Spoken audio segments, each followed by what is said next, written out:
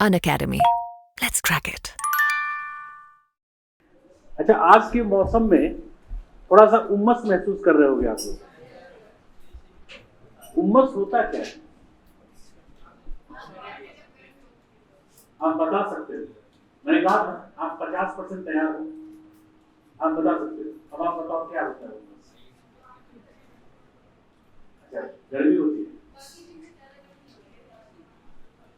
लेकिन टेम्परेचर तो कम कर रहा है।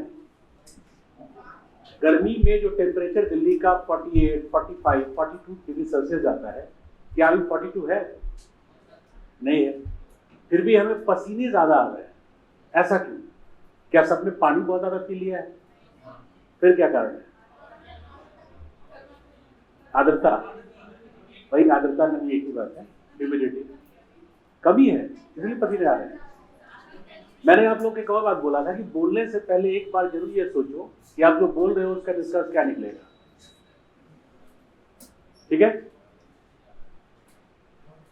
नमी ज्यादा है या कम है ये तो बता सकते हो?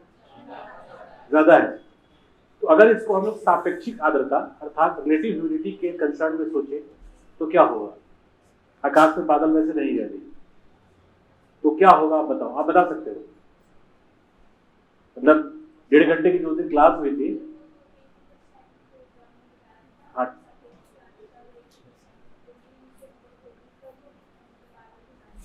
तो अभी बादल नहीं है तो क्या है? कम है, लेकिन उम्मस है, इसका मतलब क्या है?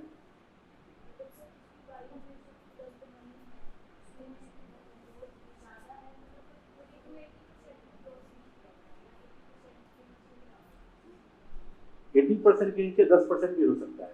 ये मैंने आप लोग को बताया था कि आप जो कह रहे हो मूल्यांकन हम उसी करने वाले हैं, हाँ या ना? देखो सिंपल है, आर्द्रता के बहुत ज्यादा होने का एक सामान्य मतलब ये है, अर्थात उम्मस। आर्द्रता के ज्यादा होने पे 80 भी हो सकता है, 90 भी हो सकता है। उम्मस क्या है? तो उम्मस में बादल बन भी सकता है, नहीं भी बन सकता। लेकिन एक बात तय है कि सापेक्षिक आर्द्रता अर्थात वायु में जो नमी की मात्रा है इतनी ज्यादा है कि हमें पसीने या गर्मी का ज्यादा अनुभव हो रहा है।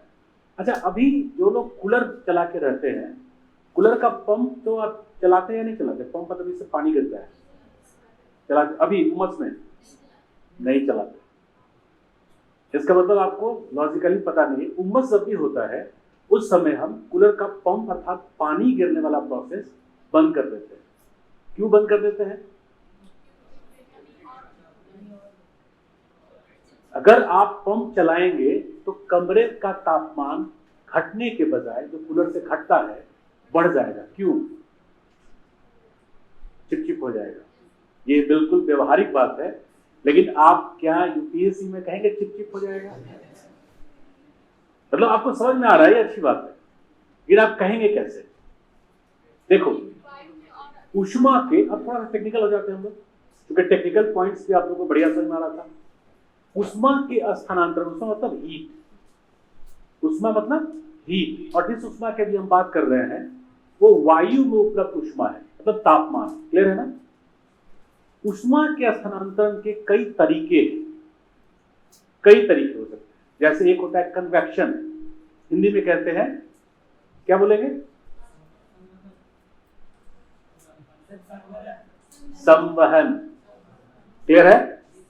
हिंदी में कहेंगे संवहन। संवहन में क्या होता है? एटम ही ऊपर की ओर जाता है। जैसे आपने कभी चाय बनाया होगा, पानी गर्म किया होगा, पानी जब आप गर्म करते हो या चाय बनाते हो तो बीच से खौलता हुआ पानी ऊपर आता है, अर्थात पानी के एटम्स, वाटर के जो एटम्स हैं, इसका जो कंपाउंड है H2O, 2 हाइड्रोजन और 1 ऑक्सीजन, ऊपर आता हुआ दिखता है। यस और नो? अर्थात जब एटम खुद बहुत गर्म हो जाए और खुद ही स्थानांतरित होना शुरू हो, लेकिन वही राइजिंग ऑर्डर, मतलब नीचे से ऊपर उठने की प्रक्रिया, उसको क्या कहते हैं? कन्वेक्शन। हिंदी में क्या कहेंगे? संवहन। समझ में आ गया? तो क्या संवहन ठोस में पॉसिबल है? नहीं पॉसिबल है। क्यों? जैसे ये पिलर दिख रहा है आपको, या इस बोर्ड को देखो, अगर हम सिंपल सोचे कि कोई भी सॉलिड पार्टिकल, जैसे हम इसको ऐसे ले लेते हैं, ये एक पिलर है या कुछ भी, तो इसमें क्या यहां का एटम 1 खुद ऊपर जा सकता है? ये तो सॉलिड है। तो संवहन किस में पॉसिबल है, लिक्विड में या गैस में? लिक्विड में। और गैस में? दोनों में। अब समझ में आ रहा है आपको? तो संवहन ऊष्मा स्थानांतरण की एक ऐसी प्रक्रिया है जो केवल तरल और ठोस में ही संभव है। साथ ही साथ इसमें ऊष्मा के साथ साथ जो अणु है वो स्वयं भी ऊपर जाते हैं। ये सबको समझ में आ गया? और अगर समझ में आ गया है तो मुझे लगता है फिर भूलोगे। आप पूछो। तरल और, अच्छा, तरल और गैस। अच्छा, मैंने ठोस कह दिया था। एक्चुअली तुम्हें थोड़े ज्यादा सॉलिड हो ना। हाँ, ठीक है। गैस और तरल, either liquid whether in gas. तो ये क्लियर हो गया सबको?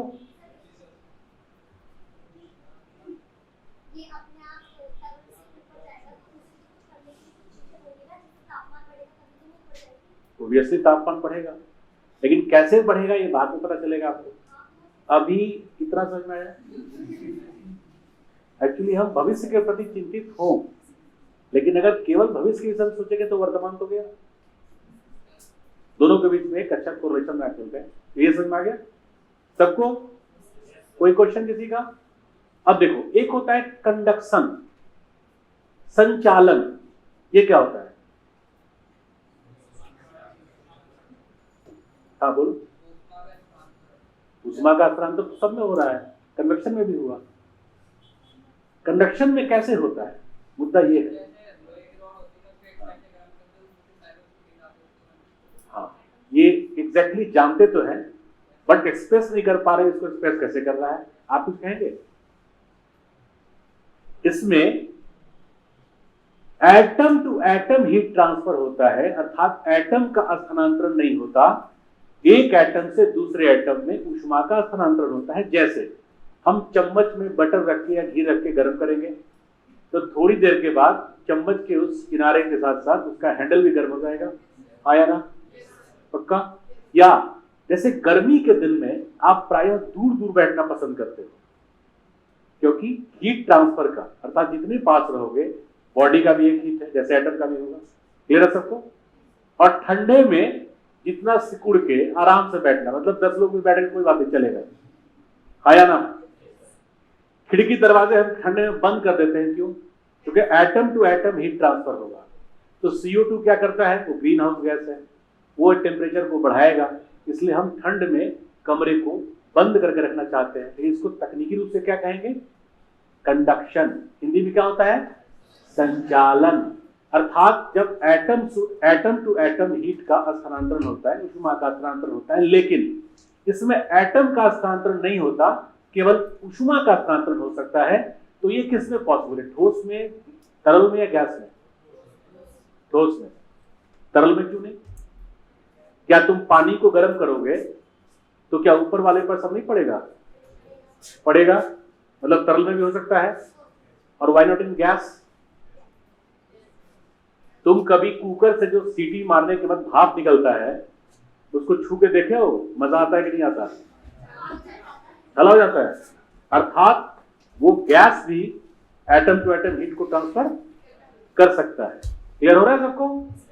तो कन्वेक्शन, कंडक्शन, फिर होता है एडवेक्शन, अभिवहन।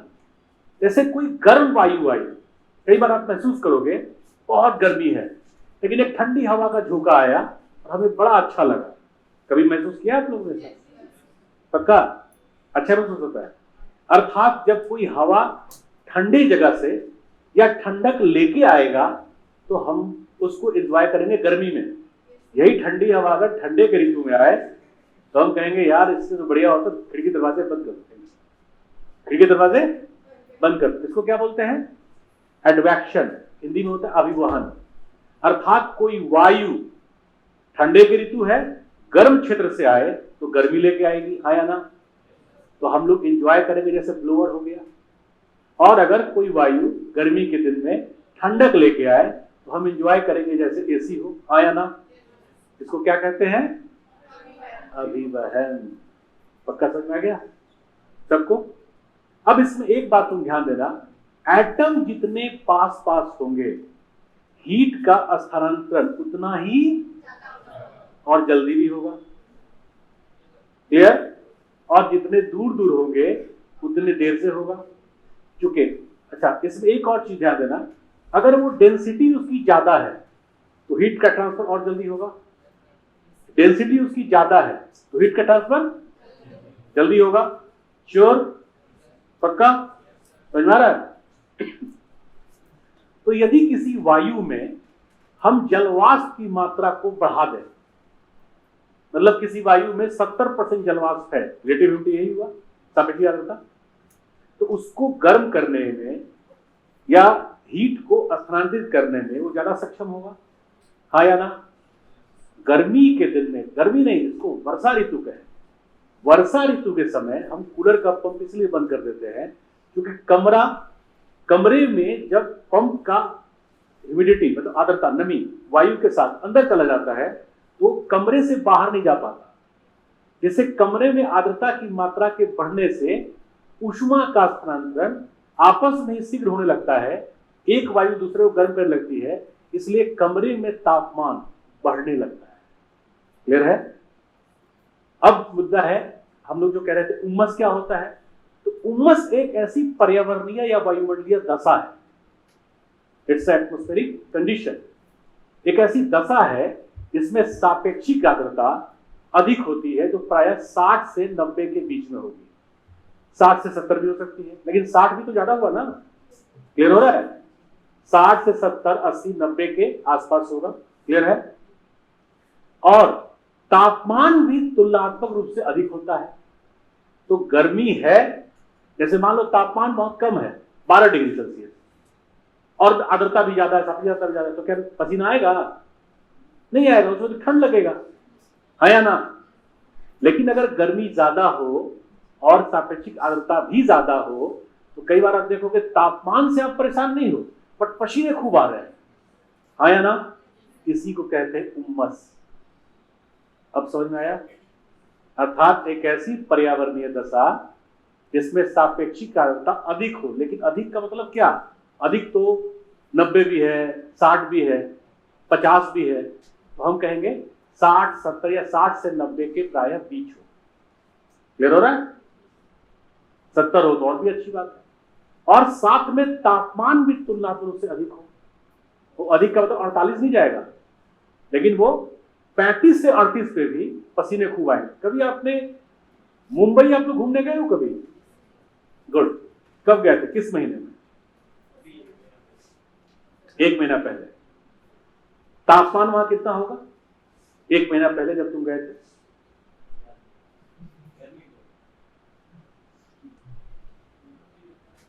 कोई आइडिया है आप लोगों को? नहीं तो मैं बताऊंगा। देखो, मुंबई का अधिकतम तापमान कभी भी 38 डिग्री सेल्सियस से ज्यादा नहीं होता, कभी भी नहीं होता। 38। अभी जो बता रहे हो ध्यान से, क्योंकि बीच में बार बार बोलना समझदारी नहीं है। Got the point? आप आईएएस की तैयारी कर रहे हैं तो आईएएस की तरह एक्ट मत कीजिए, लेकिन कुछ चीजों को और जरूर कीजिए, राइट? जो कंसर्न क्वेश्चन होगा वो मुझे पता है कि कहां आपसे पूछना है और कहां आपको जरूरत इसकी होगी। क्या आपको समझ में आएगा और क्या आपको समझ में नहीं आएगा, ये भी मैं अनुमान लगा के चल रहा हूं, चिंता ना करिए। क्लियर है? और कोई मेरी बात का बुरा तो नहीं मान रहा? पक्का? मानना भी मत, क्योंकि कुछ असर पड़ेगा नहीं। तो हम लोग चर्चा कर रहे थे मुंबई और दिल्ली के तापमान का तुलनात्मक अंतर और उसका प्रभाव। तो मुंबई का अधिकतम तापमान जाता है 38 डिग्री सेल्सियस और दिल्ली का जाता है 48, और 38 के बाद 1-1 डिग्री सेल्सियस तापमान जब बढ़ता है तो हम परेशान होना शुरू हो जाते हैं, हाँ या ना? पक्का? लेकिन फिर भी 48 में पसीने आपको कम आएंगे और 38 में पसीने मुंबई में ज्यादा आएंगे। क्यों? क्योंकि समुद्र के प्रभाव से वहां पर आर्द्रता तुलनात्मक रूप से बहुत अधिक होगी। यहाँ की वायु शुष्क होगी, ड्राई, वहां की वायु बहुत आर्द्र होगी, ह्यूमिड, तो वहां पर कम तापमान में ही पसीने ज्यादा आएंगे। अर्थात कहावत है कि मुंबई में अगर आप एक शर्ट पहन के निकले तो वो दोपहर तक गीला हो जाएगा यदि आप एसी कमरे में नहीं बैठे हो तो। गीला मतलब पसीने से भीग जाएगा। और उसके बाद जो उसमें माउंटेन टाइप का बनता है व्हाइट व्हाइट, आपको पता ही होगा पक्का, वो क्यों बनता है?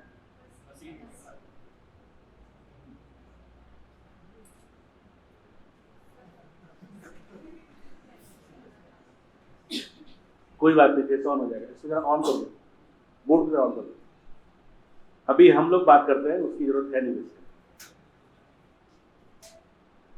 तो पसीने ज्यादा आने का कारण, और वैसे सैलिनिटी होता है, पसीने के साथ जो लवणता बाहर आता है ना, वही कपड़ों में व्हाइट व्हाइट लाइंस की तरह जम जाता है। It's salinity. क्लियर हुआ? अब हमारे बॉडी से जो पसीना आया, क्या वो वाष्पीकरण है? इसको जरा ऑन कर दो कोई। हमारे बॉडी से जो पसीना निकला, क्या वो वाष्पीकरण है?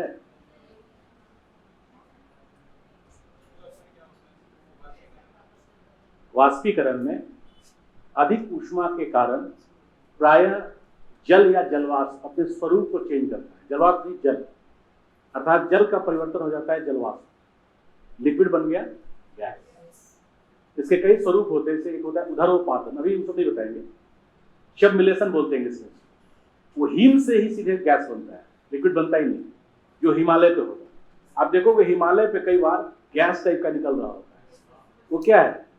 वो टेम्परेचर डिफरेंस के कारण आइस से सीधे गैस बनता है, उसको बोलते हैं सबमिलेशन। हिंदी में कहते हैं उदरोपातन। समझ में तो वैसे आई गया होगा, लेकिन ये सब बाद में डिस्कस करेंगे। फिलहाल हम लोग डिस्कस कर रहे थे पसीने का प्रक्रिया और वाष्पीकरण। तो बॉडी से भी अधिक गर्मी की वजह से जो ह्यूमिडिटी है बाहर आता है। क्लियर है ना? तो इसको क्या कहेंगे? वाष्पीकरण कहेंगे या नहीं कहेंगे? कहेंगे। देखो एक चीज और सीखो तुम लोग, आज फिर रिपीट कर रहे हैं क्योंकि आज दूसरा ही क्लास है। ना जानो तो बेवजह गेस करने की बीमारी से बाहर आ जाओ। ये हिंदी मीडियम की समस्या है। अभी यहाँ ये मत समझना कि मैं आप लोगों को डाउनवर्ड देख रहा हूँ। मेहनत आप बहुत ज्यादा कर सकते हो, इंग्लिश मीडियम की समस्या आपकी तुलना में उधर ज्यादा है, आप मेहनती ज्यादा हो, लेकिन कुछ ऐसी कमियां हैं जो हमारे बाकी अच्छाइयों को भी ढक देती हैं। बिल्कुल नहीं जानते तब भी वहां पैर आएंगे जरूर। आपको पता है प्रक्रिया? और ये मैं इसलिए बोल रहा हूं क्योंकि एक आदत है, इससे आपको मुक्ति पाना है। क्योंकि आप आईएएस के प्रिपरेशन में हो, अब मतलब रोज ऐसा नहीं सोचना आईएएस के प्रिपरेशन में कुछ बड़ा करके, लेकिन कुछ जो व्यवहार है अपनाना चाहिए ना। ओके, तो किसी कोई आइडिया है?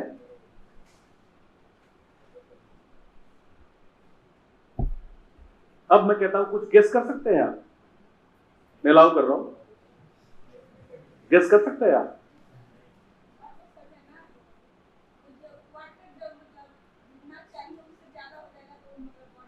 अगर मतलब वाटर कम रहे तब पसीना नहीं आएगा? मैं अपनी बात बता रहा हूँ, आपकी बात बता रहा हूँ। सॉरी क्यों हुआ बताओ? देखो सिंपल है, दो टर्म्स होते हैं। इंग्लिश में कहते हैं इवोपोरेशन, हिंदी होता है उसका वाष्पीकरण, और दूसरा टर्म होता है इवो ट्रांसपीरेशन, जिसका हिंदी होता है वाष्पोत्सर्जन। हिंदी मीडियम में, इंग्लिश मीडियम में भी ये प्रॉब्लम है। विद्यार्थी कई बार दोनों को एक ही मानते हैं, evaporation, evapotranspiration, both are quite different.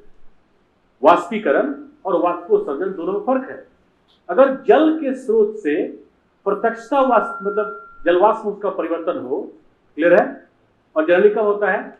जब 26 डिग्री या 27 डिग्री तापमान से, डिग्री सेल्सियस तापमान से तापमान में वृद्धि होती है, तो जल का परिवर्तन गैस में अर्थात जलवाष्प में होने लगता है। इस प्रक्रिया को हम कहते हैं वाष्पीकरण। लेकिन ये तो प्रत्यक्ष हुआ। क्या हमारे बॉडी में जल नहीं है? 90% जल ही है, पौधों में भी है, वनस्पतियों में भी है। लेकिन हम लोग वाष्पीकरण की इस प्रक्रिया में एक बाधा उत्पन्न करते हैं। कैसे करते हैं? 26 डिग्री सेल्सियस तापमान पे क्या कभी आपने अनुभव किया कि आपको पसीना आया है? नहीं आएगा।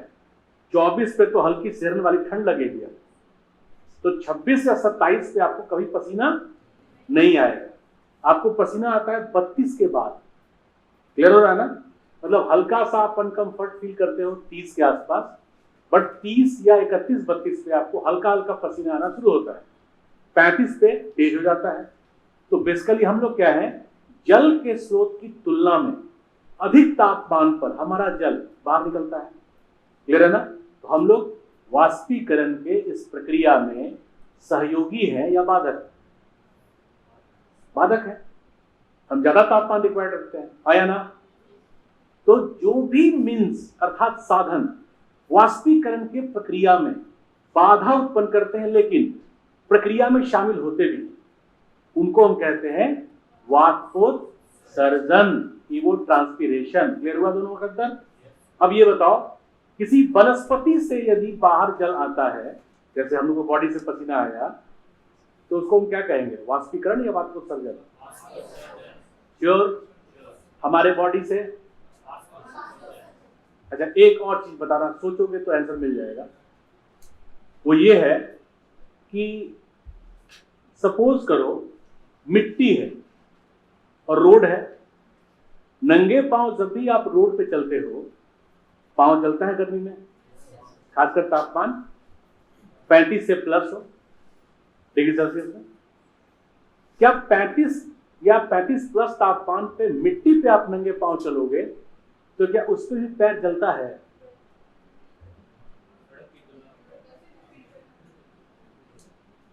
एक अच्छी आदत इसने सीख ली कि अब बेवजह आंसर नहीं दे रही।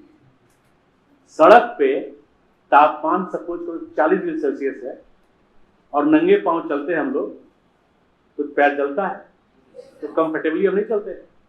तो अगर मजबूरी हो जाए तो बस भागना शुरू करते हैं। जैसे कई बार कहीं मंदिर या मस्जिद के आसपास जहाँ चप्पल लाउड ना हो और फर्श पूरा ग्रेनाइट का स्लैब वाला हो और वहाँ दोपहर का मामला हो, तो हम क्या करते हैं, पूरा पैर नहीं रखते, फटाफट वहां से निकलते हैं। मेरी बात समझ में आ रही है आपको? जो भाषा यूज कर रहे हैं समझ में आ रही है? क्या इसी प्रकार का पैर जलने की घटना मिट्टी पे भी होती है? कम होती है? श्योर? उसकी तुलना में मतलब पैर जलता है मिट्टी पे भी आपका। देखो एक बात और ध्यान रखना, उत्तर इस बात का तुम्हारे पास होगा, लेकिन तुम खुद ही अपने आप को कंफ्यूज करते हो, इसलिए उत्तर नहीं मिलता। जैसे हम कहें कि ठंड बहुत ज्यादा हो गई, तापमान -10 हो गया, आप खाना कैसे खाओगे? तुम नाक से खाओगे? सोच जरा बता दो। इसका उत्तर तुम्हारे पास है, तुम खुद ही अपने आप को कंफ्यूज करते जा रहे हो। ईमानदारी सोच के बताओ, क्या मिट्टी पर कभी तुम्हारा पैर जला? आज तक तुमने अनुभव किया? अच्छा, तुम किस किस मिट्टी पर चले हो?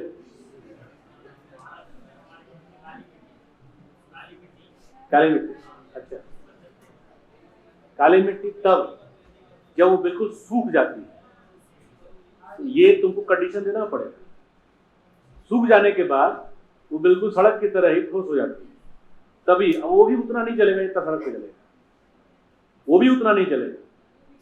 और अगर हम लोग यहाँ पे बैठ के चर्चा कर रहे हैं आमतौर पे, यही नहीं इवन साउथ इंडिया में भी और महाराष्ट्र में भी मैक्सिमम तापमान जाता है 38।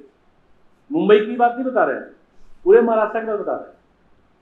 समुद्र के प्रभाव के साथ साथ चूंकि प्रायद्वीपीय पठार पे है, हाइट थोड़ी उसकी ज्यादा है, इसलिए वहां तापमान कम जाता है। मतलब मैक्सिमम तापमान जो चर्चा करते हैं वहां पैर जलने की घटना बहुत कम होती है। क्लियर हो रहा है सबको? अभी ये सब छोड़ो, मुंह में ना जो चर्चा कर रहे हैं तो पहले इसको बढ़िया समझो। और मैं इसलिए बार बार बोल रहा हूं कि आपकी उम्र चाहे 20 ही साल मान लें, 20 साल में कभी आप मिट्टी पे नंगे पांव चले तो क्या पैर जलने के कारण भागे? आज तक? कहां पे चली थी? मिट्टी पर। कहां पे? क्या गांव में? अब थोड़ा बालू टाइप का घुमा दी फिर उसको, बालू पे तो पैर जलेगा। टच कर रहे यार, इस सिस्टम को ठीक करो ना। पढ़ाते पढ़ाते मुझे टच करते रहना है, कोई बात नहीं। जनरली मिट्टी पे इसलिए नहीं जलता क्योंकि एक तो उसके जो एटम्स हैं फ्रेगमेंटेड है, टूटे हुए हैं, क्लियर है, और साथ में जनरली मृदा में थोड़ी बहुत नमी होती है। नमी मतलब जल, वो जल उसके तापमान को थोड़ा कम कर देता है, इसलिए मिट्टी पे सामान्यतः पाँव नहीं जलता। सामान्यतः कह दे रहे हैं, अपवाद में तुम और तुम हो जाओ, चलेगा? क्लियर है सबको? सामान्यतः। तो क्या मिट्टी से भी, जो मिट्टी में उपलब्ध जल है, उसका भी वाष्पीकरण होता होगा? हाँ या ना? बिल्कुल होगा। क्या कहेंगे उसको? वाष्पोत्सर्जन। वो भी बाधा है, क्योंकि अंदर में जो जल है, सूर्य की ऊष्मा यहां नीचे 1 फीट क्या सीधे पहुंच जाएगी? यानी यहां जब भी तुम मिट्टी को खोदोगे, बालू को भी, तो नीचे वाला हमेशा ठंडा मिलेगा ऊपर वाले की तुलना में। क्लियर है सबको? नहीं है? तो ओवरऑल मिट्टी अंदर में जो जल या जलवाष्प रखे हुए हैं, वो वाष्पीकरण के प्रक्रिया में एक बाधा है। हाँ या ना? तो ये वाष्पीकरण हुआ, क्या हुआ? समझ में आया? पक्का?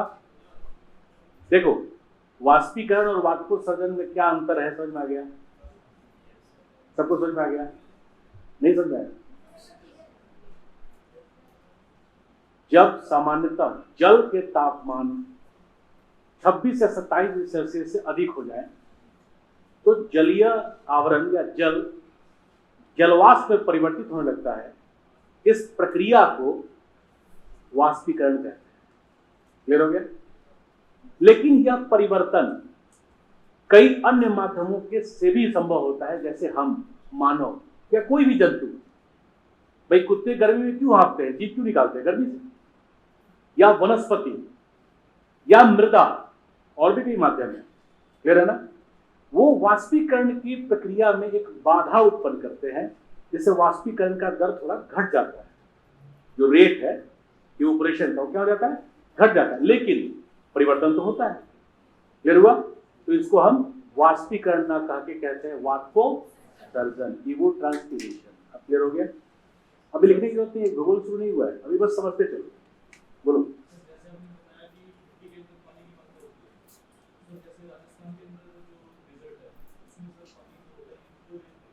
देखो, मिट्टी का मतलब तुम केवल अगर समझ रहे हो 1 फीट 2 फीट तो नहीं है। मिट्टी के 4 लेयर्स होते हैं, A B C D और D या R। क्लियर है? राजस्थान में कहां से बिलोंग करते हो? गंगानगर। गंगानगर में डेजर्टेड लैंड है, गंगानगर में डेजर्टेड ही है, वहां हरित क्रांति हो गया है, इसलिए आप सिनेरियो चेंज देख रहे हो। लेकिन चलो, गंगानगर के आसपास बाहर के क्षेत्रों में अगर तुमको कुछ भी झाड़ियां दिखेंगी, तो गर्मी में भी वो बहुत हरी भरी दिखेंगी। कैसे और क्यों? क्या कभी देखा आपने? जोधपुर में, जैसलमेर में तो झाड़ियां बड़ी हरी भरी होती है, बहुत दूर दूर दिखेंगी बिखरी हुई, क्योंकि उनकी जड़ें बहुत लंबी होती है और सॉइल के सी लेयर से, सी मतलब जिसको बोलते हैं अंतर्भौम जल स्तर, वहां से वो जल को प्राप्त करना शुरू कर देते हैं। इसलिए चाहे गर्मी बहुत हो, ड्राइनेस बहुत हो, उनको जल की प्राप्ति होती रहती है। क्लियर हुआ? तो मृदा बहुत गहराई तक होगा, 1 किलोमीटर 2 किलोमीटर 3 किलोमीटर तक हो सकता है, 10 किलोमीटर तक हो सकता है, और 2 फीट 4 फीट तक भी हो सकता है। पर्वतों में ऐसा भी होता है। क्लियर हुआ?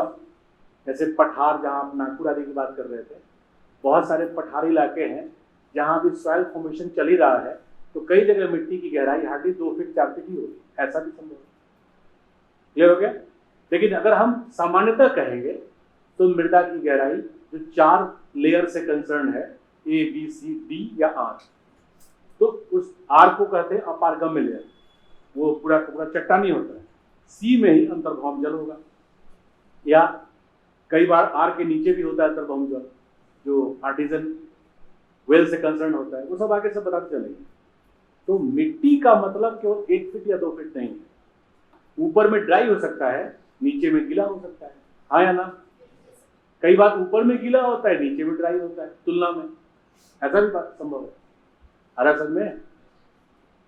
तो वाष्पीकरण, वाष्पोत्सर्जन क्लियर हो गया सबको। इसके अलावा संवहन क्या है क्लियर हो गया, संचालन क्या है क्लियर हो गया, अभिवहन क्या है क्लियर हो गया सिंपली। तो अब इन सब प्रक्रियाओं में उन्मस क्या किस प्रकार का होता है, इसका प्रभाव क्या क्या हो सकता है, हम अनकंफर्ट क्यों फील करते हैं, ये समझ में आया नहीं आया? उन्मस पक्का? किसी का कोई क्वेश्चन? अब आप क्या पूछ रहे थे बताओ? नागपुर और हाँ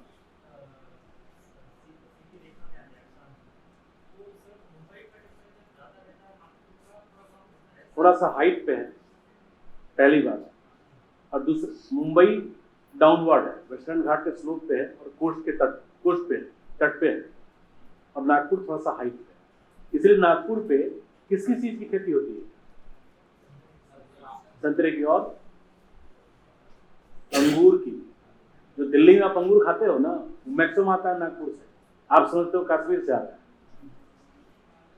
और संतरा के उत्पादन में नागपुर इंडिया में टॉप स्थान प्राप्त कर चुका है। अब तो सेब की कृषि भी वहां प्रारंभ हुई है। क्लियर हुआ? बोलो। अभिवहन, देखो प्रकृति विश्वास करती है बराबरी में, मतलब साम्यता में, इक्वेलिटी में। तो कहीं ज्यादा है तो प्रयास करती है कम वाले को भेज दे। जैसे दाब, ज्यादा दाब हाई प्रेशर, कम दाब लो प्रेशर। तो वायु के द्वारा, तो प्रकृति में क्या होता है कि हाई प्रेशर से लो प्रेशर की ओर वायु का प्रवाह होता है, उसको हम पवन भी कह सकते हैं। क्लियर हो गया? इसलिए ताकि लो प्रेशर कम हो सके, हाई प्रेशर से लो प्रेशर की ओर ही पवन का प्रवाह कभी भी होगा तो हाई से लो प्रेशर की ओर ही होगा। क्लियर है ना? और हमेशा तुलनात्मक होता है, मतलब आपको लगता है जैसे 1200 मिलीबार, तो 1200 मिलीबार से कम है 1100 मिलीबार, तो 1100 मिलीबार लो प्रेशर हो गया। लेकिन अगर हम कहें 1000 मिलीबार तो 1100 से कम 1000 हो गया। 990 मिलीबार 1000 से कम हो गया 990 मिलीबार। तो हमेशा कम और अधिक का मतलब होता है तुलनात्मक। क्लियर हो रहा है सबको? अब क्लियर है सबको? पेड़ कोई भी इसलिए सूखता है, बैठ गए।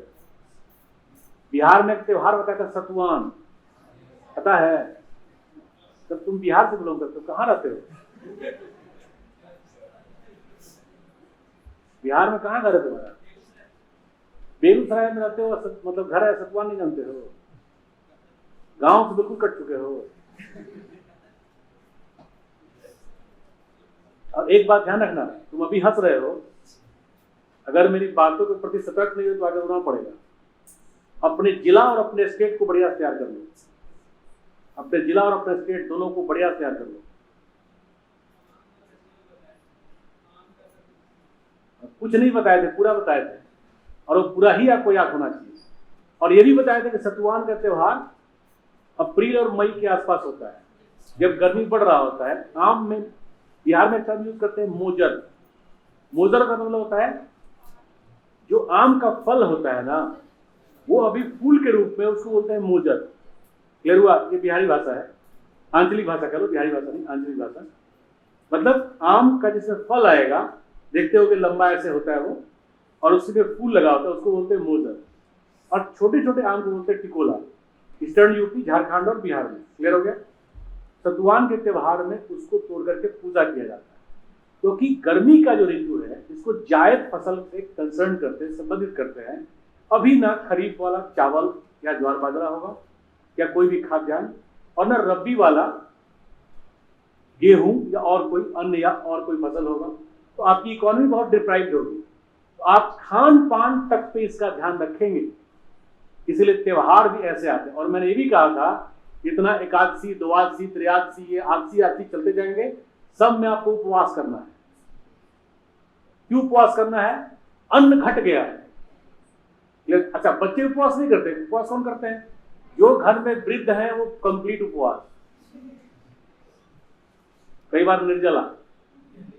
और जो युवा है, युवा मतलब मदर फादर से कोरिलेट कर लो या थोड़ा सा फ्रॉड, वो लोग भी करेंगे। बच्चों को रिलैक्स कर दिया जाता है, क्योंकि बच्चे इस बात का लोड क्यों लेंगे। लेकिन संस्कृति वाइज धीरे धीरे बच्चे सीखना शुरू करते हैं इस ऋतु में क्यों आता है, जैसे जैसे इकोनॉमी के संदर्भ में उनकी समझ का विकास होना शुरू होता है, नगर में रहने वाले लोग या नगरीय संस्कृति से बिलोंग करने वाले लोग इसको धीरे धीरे भूलते जा रहे हैं। लेकिन संस्कृति का विकास, मैंने उस समय बोला था कि बगैर कृषि के हो ही नहीं सकता। एक वो मूवी आई थी जिसमें हीरो था ऋतिक रोशन,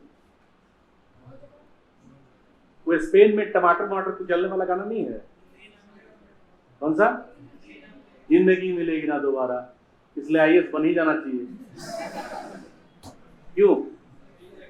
तो जिंदगी मिलेगी ना दोबारा में आपने देखा होगा वो टमाटर कुचलते हैं, सब देखने में अच्छा लगता होगा और ये भी मन करता होगा काश हम भी रहते। अरे छोड़ दो, क्यों परेशान, तुम्हारा ध्यान इधर ही है केवल।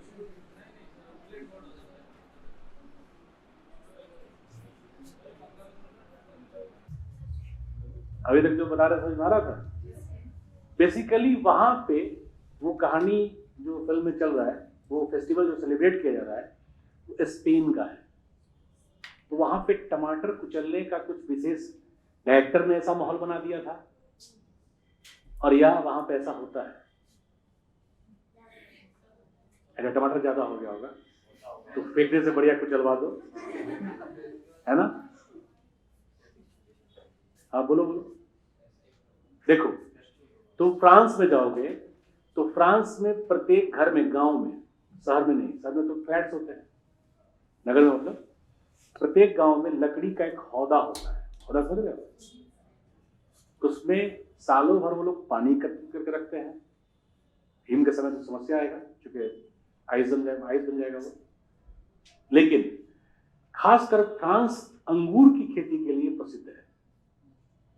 अंगूर से वहां 3-4 प्रकार के उत्पाद बनते हैं। सबसे पहला उत्पाद है शराब, विश्व को सप्लाई होता है वहां। क्लियर है? अच्छा, खुश हो गया मन?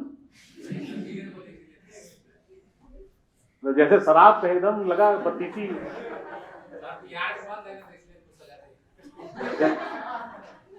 बिहार की बात करते इसलिए अभी फ्रांस पे, और फ्रांस में बिहार नहीं है।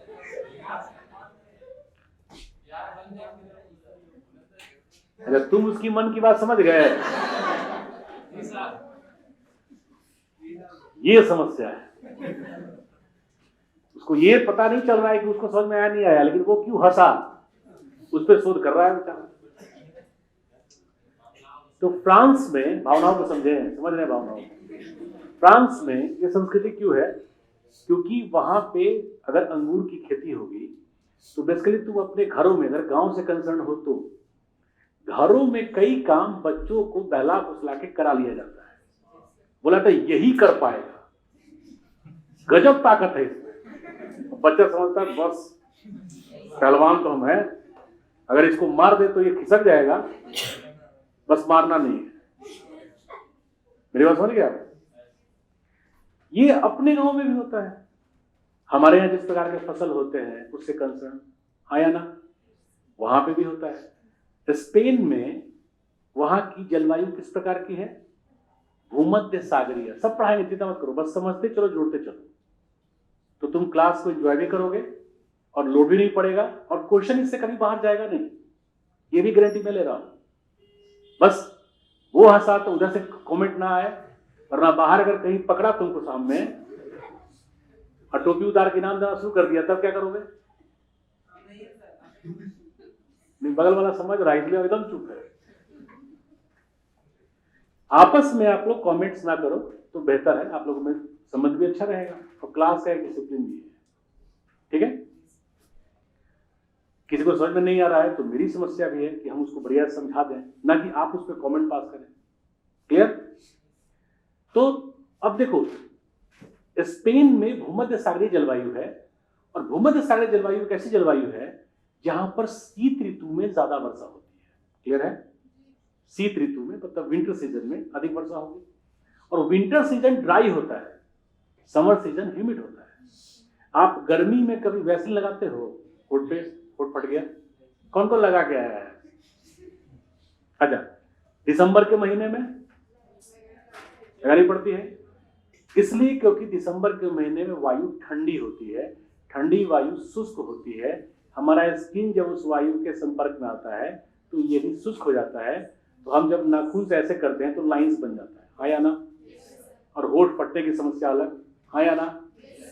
गर्मी में शौकिया लिपाई पोताई को छोड़ दिया जाए, आजकल चल रहा है, तो आपको वैसलीन या ऑयलिंग की जरूरत नहीं है, हाँ या ना। कितना आपको पता है?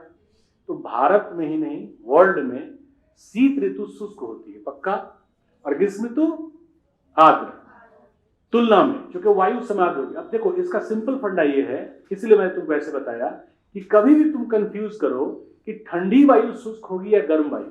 वैसे तुम लोगों को उस दिन वाले क्लास में मैंने बताया था, ठंडी वायु शुष्क होगी और आर्द्र वायु गर्म वायु आर्द्र। तो याद करने का तरीका क्या है? ठंडे में हमको वैसलीन लगाने की जरूरत होती है या हम ऑयलिंग करते हैं, क्योंकि स्किन भी ड्राई हो जाता है, और गर्मी में कभी जरूरत नहीं पड़ती। तो गर्मी आर्द्र, ठंडा, क्लियर है सबको? ठंडा शुष्क इसलिए क्योंकि जलवाष्प की मात्रा कम है, लेकिन अगर वर्षा हो जाए तो जलवाष्प है ना, तो वहां की ठंडे की ऋतु भी तुलना में आर्द्र हो गई, हाँ या ना। और गर्मी तो है ही है, इसलिए वहां पर सदाहरित वनस्पति का विकास होगा, एवरग्रीन, एवरग्रीन, क्लियर है? कंडीशन है वर्षा की मात्रा बहुत कम है, बस आप जो जो कंडीशन बता रहे हैं समझते चलो और आपस में जोड़ते चलो। तो जितने भी रस वाले फल या सब्जी हैं उनका उत्पादन वहां बहुत ज्यादा होगा। जैसे अंगूर रस वाला है, होगा, चलो, टमाटर, संतरा, संतरे की जितनी वैरायटी है, किन्नू, मौसमी, संतरा, ये तो समझ में आ रहा है, अलग अलग होते हैं। 12 वैरायटी के ऑरेंजेस, ऑरेंज फैमिली बोलते हैं उसको लोग, इसको बोलते हैं साइट्रस फ्रूट, इसमें एक नींबू भी है, क्लियर है? तो जितने भी साइट्रस यानी खट्टे वाले रस वाले फल हैं, सब्जी में टमाटर या फल में एक होता है आलू बुखारा, तो सब रस वाले हैं, सब के सब वहां बहुत ज्यादा उत्पादित होंगे। अब अगर वहां पे इस प्रकार का उत्पादन होगा तो उसे रस को निकाल करके हम different type of by products बनाएंगे। जैसे दूध का बाई प्रोडक्ट होता है पनीर, दही, मक्खन, घी, ये सब बाई प्रोडक्ट्स हैं, उसी से बनाते हैं। तो अगर हमारे पास दूध ज्यादा है तो हम उतना ही बाई प्रोडक्ट्स बनाएंगे, हाँ या ना। अब बताओ, बिहार में दूध का बाई प्रोडक्ट ज्यादा होगा या पंजाब में? श्योर? समझ में आ रहा है आपका? चलो, तो अगर मान लो किसी कारण से भारत किसी राज्य में ही, जैसे नागपुर की चर्चा कर ले, संतरा का उत्पादन बहुत ज्यादा होता है, तो संतरे का उत्पाद, जैसे आजकल जो आप देख रहे हो जितने भी जूस वगैरह बिक रहे हैं, वो ज्यादा वहां तैयार होगा या नहीं होगा? पक्का। और मान लो कोई किसान है, वो एक रेडीमेड कंट्रैक्ट लेता है कि हम रोज आपको संतरे का दूध नहीं, संतरे का जूस सप्लाई करेंगे, ठीक है, और हाथ से पेरने वाला उसके पास मशीन है जूस निकालने वाला। तो अगर मान लो दिन में घर में उसके 6 लोग हैं, तो वो हस्बैंड वाइफ तो लगेंगे ही, बच्चों को प्रोत्साहित करके कैसे काम कराया जाएगा? क्योंकि एक बात तो मान के चलो, संतरे के जूस में उनका कोई इंटरेस्ट नहीं होगा। जिस किसान के यहाँ संतरा इतना ज्यादा हो रहा है वो तो वैसे ही खा कर सब मस्त होंगे सब, तो कुछ और प्रलोभन देना पड़ेगा। देखते हैं कौन ज्यादा जूस निकालता है, इसमें दम ही नहीं है, वो लग जाएगा मेरे में दम नहीं है, आज मैं एक बाल्टी जूस निकाल के दिखाऊंगा, आया ना। तो इसी प्रकार से धीरे धीरे एक संस्कृति का विकास होता है। अब बात समझ में आ रहा है? और तब हम क्या करते हैं, जैसे बिहार में आप देखोगे, बेगूसराय में से धान की कृषि परंपरागत रूप से नहीं होती, लेकिन जो लोग धान वाले क्षेत्र से हैं, पूरे उत्तर प्रदेश में, तो पंजाब हरियाणा में भी हो गया चावल की खेती, लेकिन पंजाब हरियाणा में संस्कृति नहीं है।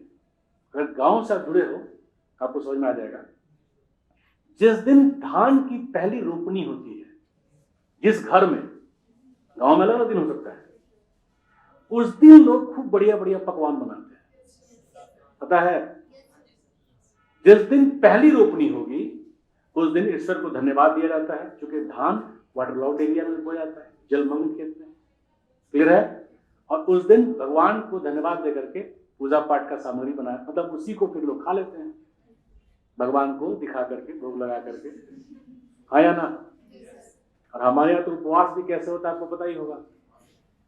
1 किलो दूध, 1 दर्जन केला, आधा किलो सेव, ये खाने के नाश्ते में ये खाएंगे, और अगर हल्का भी कुछ लगा तो कुछ और लेंगे, फिर लंच के समय। और मैंने देखा है दशहरा के समय भी वो एक विशेष आटा आता है, कुट्टू का आटा, उसकी पूरी पूरी बनती है, साबूदाने का मस्त खीर बनता है, फल 24 घंटा चलता रहता है, और ये हमारे यहाँ उपवास है। अंग्रेज बेवजह परेशान है सबकी, बेचारे लोग उपवास करते हैं, हाँ या ना? हमारे यहाँ लोग उपवास में जितना खाते हैं, फ्रांस में लोग डाइटिंग क्या भरपूर खाते हुए तब भी उतना नहीं खा पाते। तुम बर्गर खा के कभी सोचे कि लंच हो गया? हम बर्गर तो वैसे ही खा लेते हैं, खाना खाएं कोई पूछता है खाओगे तो मना किए हो आप लोग, जबकि वहां पे लंच होता है एक बर्गर में। तो भारत समृद्ध राष्ट्र है या गरीब राष्ट्र है? पक्का बताओ दोनों कैसे है? देखो, आपको इकोनॉमिक्स की क्लास में रमेश सर बढ़िया से बताएंगे, परचेजिंग कैपेसिटी होता है, उसको और पैरिटी से मापा जाता है, उसको बास्केट थ्योरी भी कहते हैं। अर्थात हम $1 बराबर मान लो 80 रुपया है, तो 80 रुपया हम लेके चले अपने बाजार में और $1 लेके चले वो अपने बाजार में, तो हम क्या क्या खरीद के लाएंगे और वो क्या क्या खरीद के लाएंगे। कहने के लिए भले $1 बराबर 80 रुपया है, 80 रुपया में जितना सामान हम खरीद लेंगे उसका आधा भी अपने बाजार में वो, उसका एक बड़ा कारण जानते हो क्या है? हमारे यहाँ कम्यूटर्स हो, ठेले वाले, ठेला वाला समझ रहे हो? हमारे यहाँ ठेले वाले जिस दर पे बेच देंगे, और जिंदगी में कभी मॉल वाले ये सपना ही देखेंगे कि ठेले वालों का बिजनेस बंद कराएंगे, क्योंकि उसको इतना भर भी मिल गया ना कि अब हमारा आज का काम हो गया, तो खरीद रेट पे भी, जिसको बोलते हैं लुटाना, वो लुटा के चले आएंगे। लुटा के मतलब उस रेट पे बेच के चले आएंगे। मॉल वाले को एसी का खर्चा मेंटेन करना है, स्टाफ का खर्चा मेंटेन करना है, फिर कंप्यूटर से बिल निकालना है, जीएसटी अलग देना है, तो कुछ नहीं देना है, सिंपल आपसे पैसा लेना है, और टमाटर खरीदते हैं तो टमाटर पोथी ला कर दे देना है, हाँ या ना? एनीवे, तुलनात्मक उससे अगर हम देखेंगे तो भारत यूएस की तुलना में तो गरीबी है, फ्रांस की तुलना में गरीबी है। तो ये आपको रमेश सर बढ़िया से लॉजिकली बताएंगे, और टीम की विशेषता यही है कि सब कोई आपको विषय में सोचने के स्तर तक तैयार करेगा। बस क्लास को आप बढ़िया से सुनो, बहुत गंभीर नहीं होना है, लाइट मूड में ही। सबको समझ में आ रहा है जो बता रहे हैं हम? बढ़िया से। और इसके पहले आप लोग लगता होगा जो आपकी बहुत टेक्निकल है, अभी भी लग रहा है?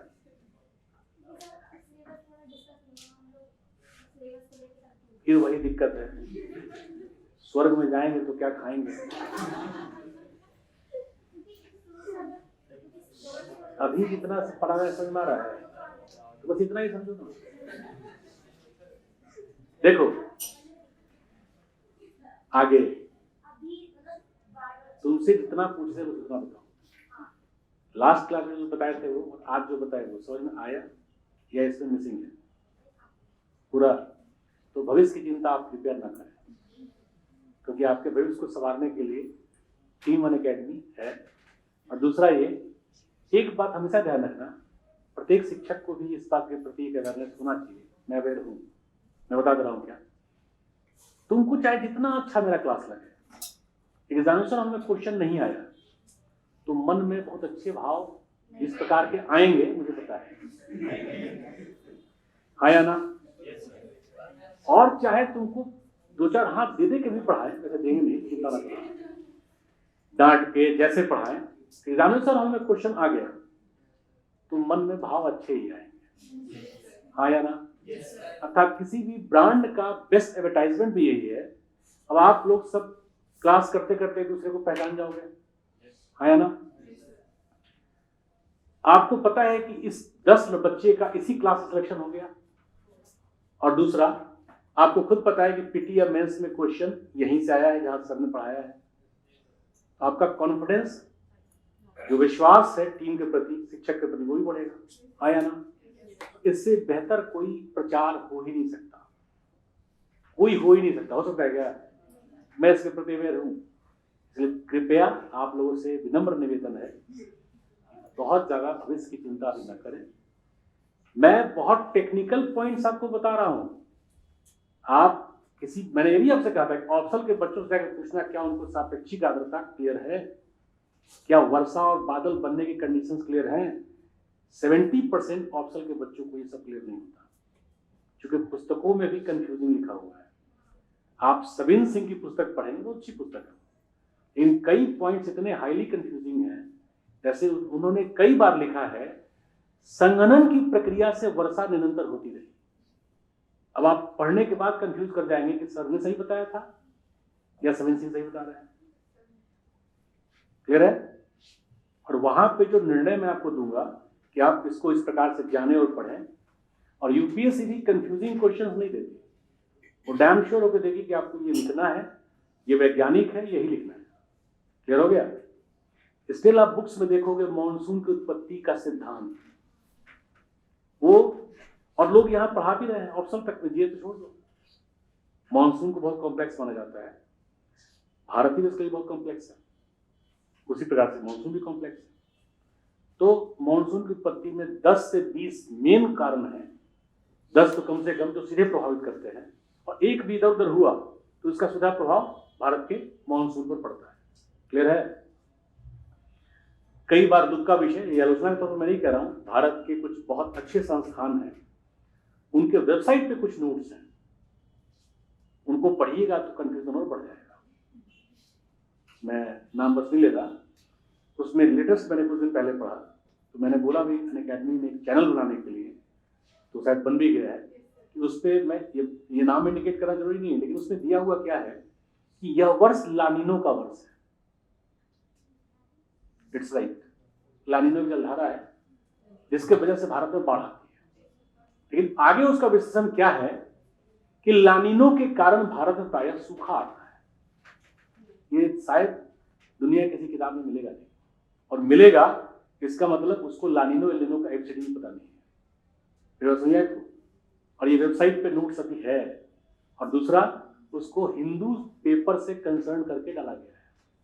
ये तो बहुत बड़ी समस्या है ना। इसलिए ऑथोरेटिव प्रकार से जो मैं आपको बोलूंगा उसकी जिम्मेवारी भी मैं लूंगा, यही फैक्ट आपको यूपीएससी भी सही मान के चलेगा। क्लियर हो गया?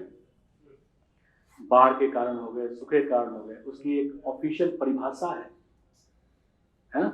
बाढ़ की परिभाषा कौन दे सकता है? सबसे सटीक जिसको मानना होगा, मानना चाहिए, भारतीय बाढ़ आयोग।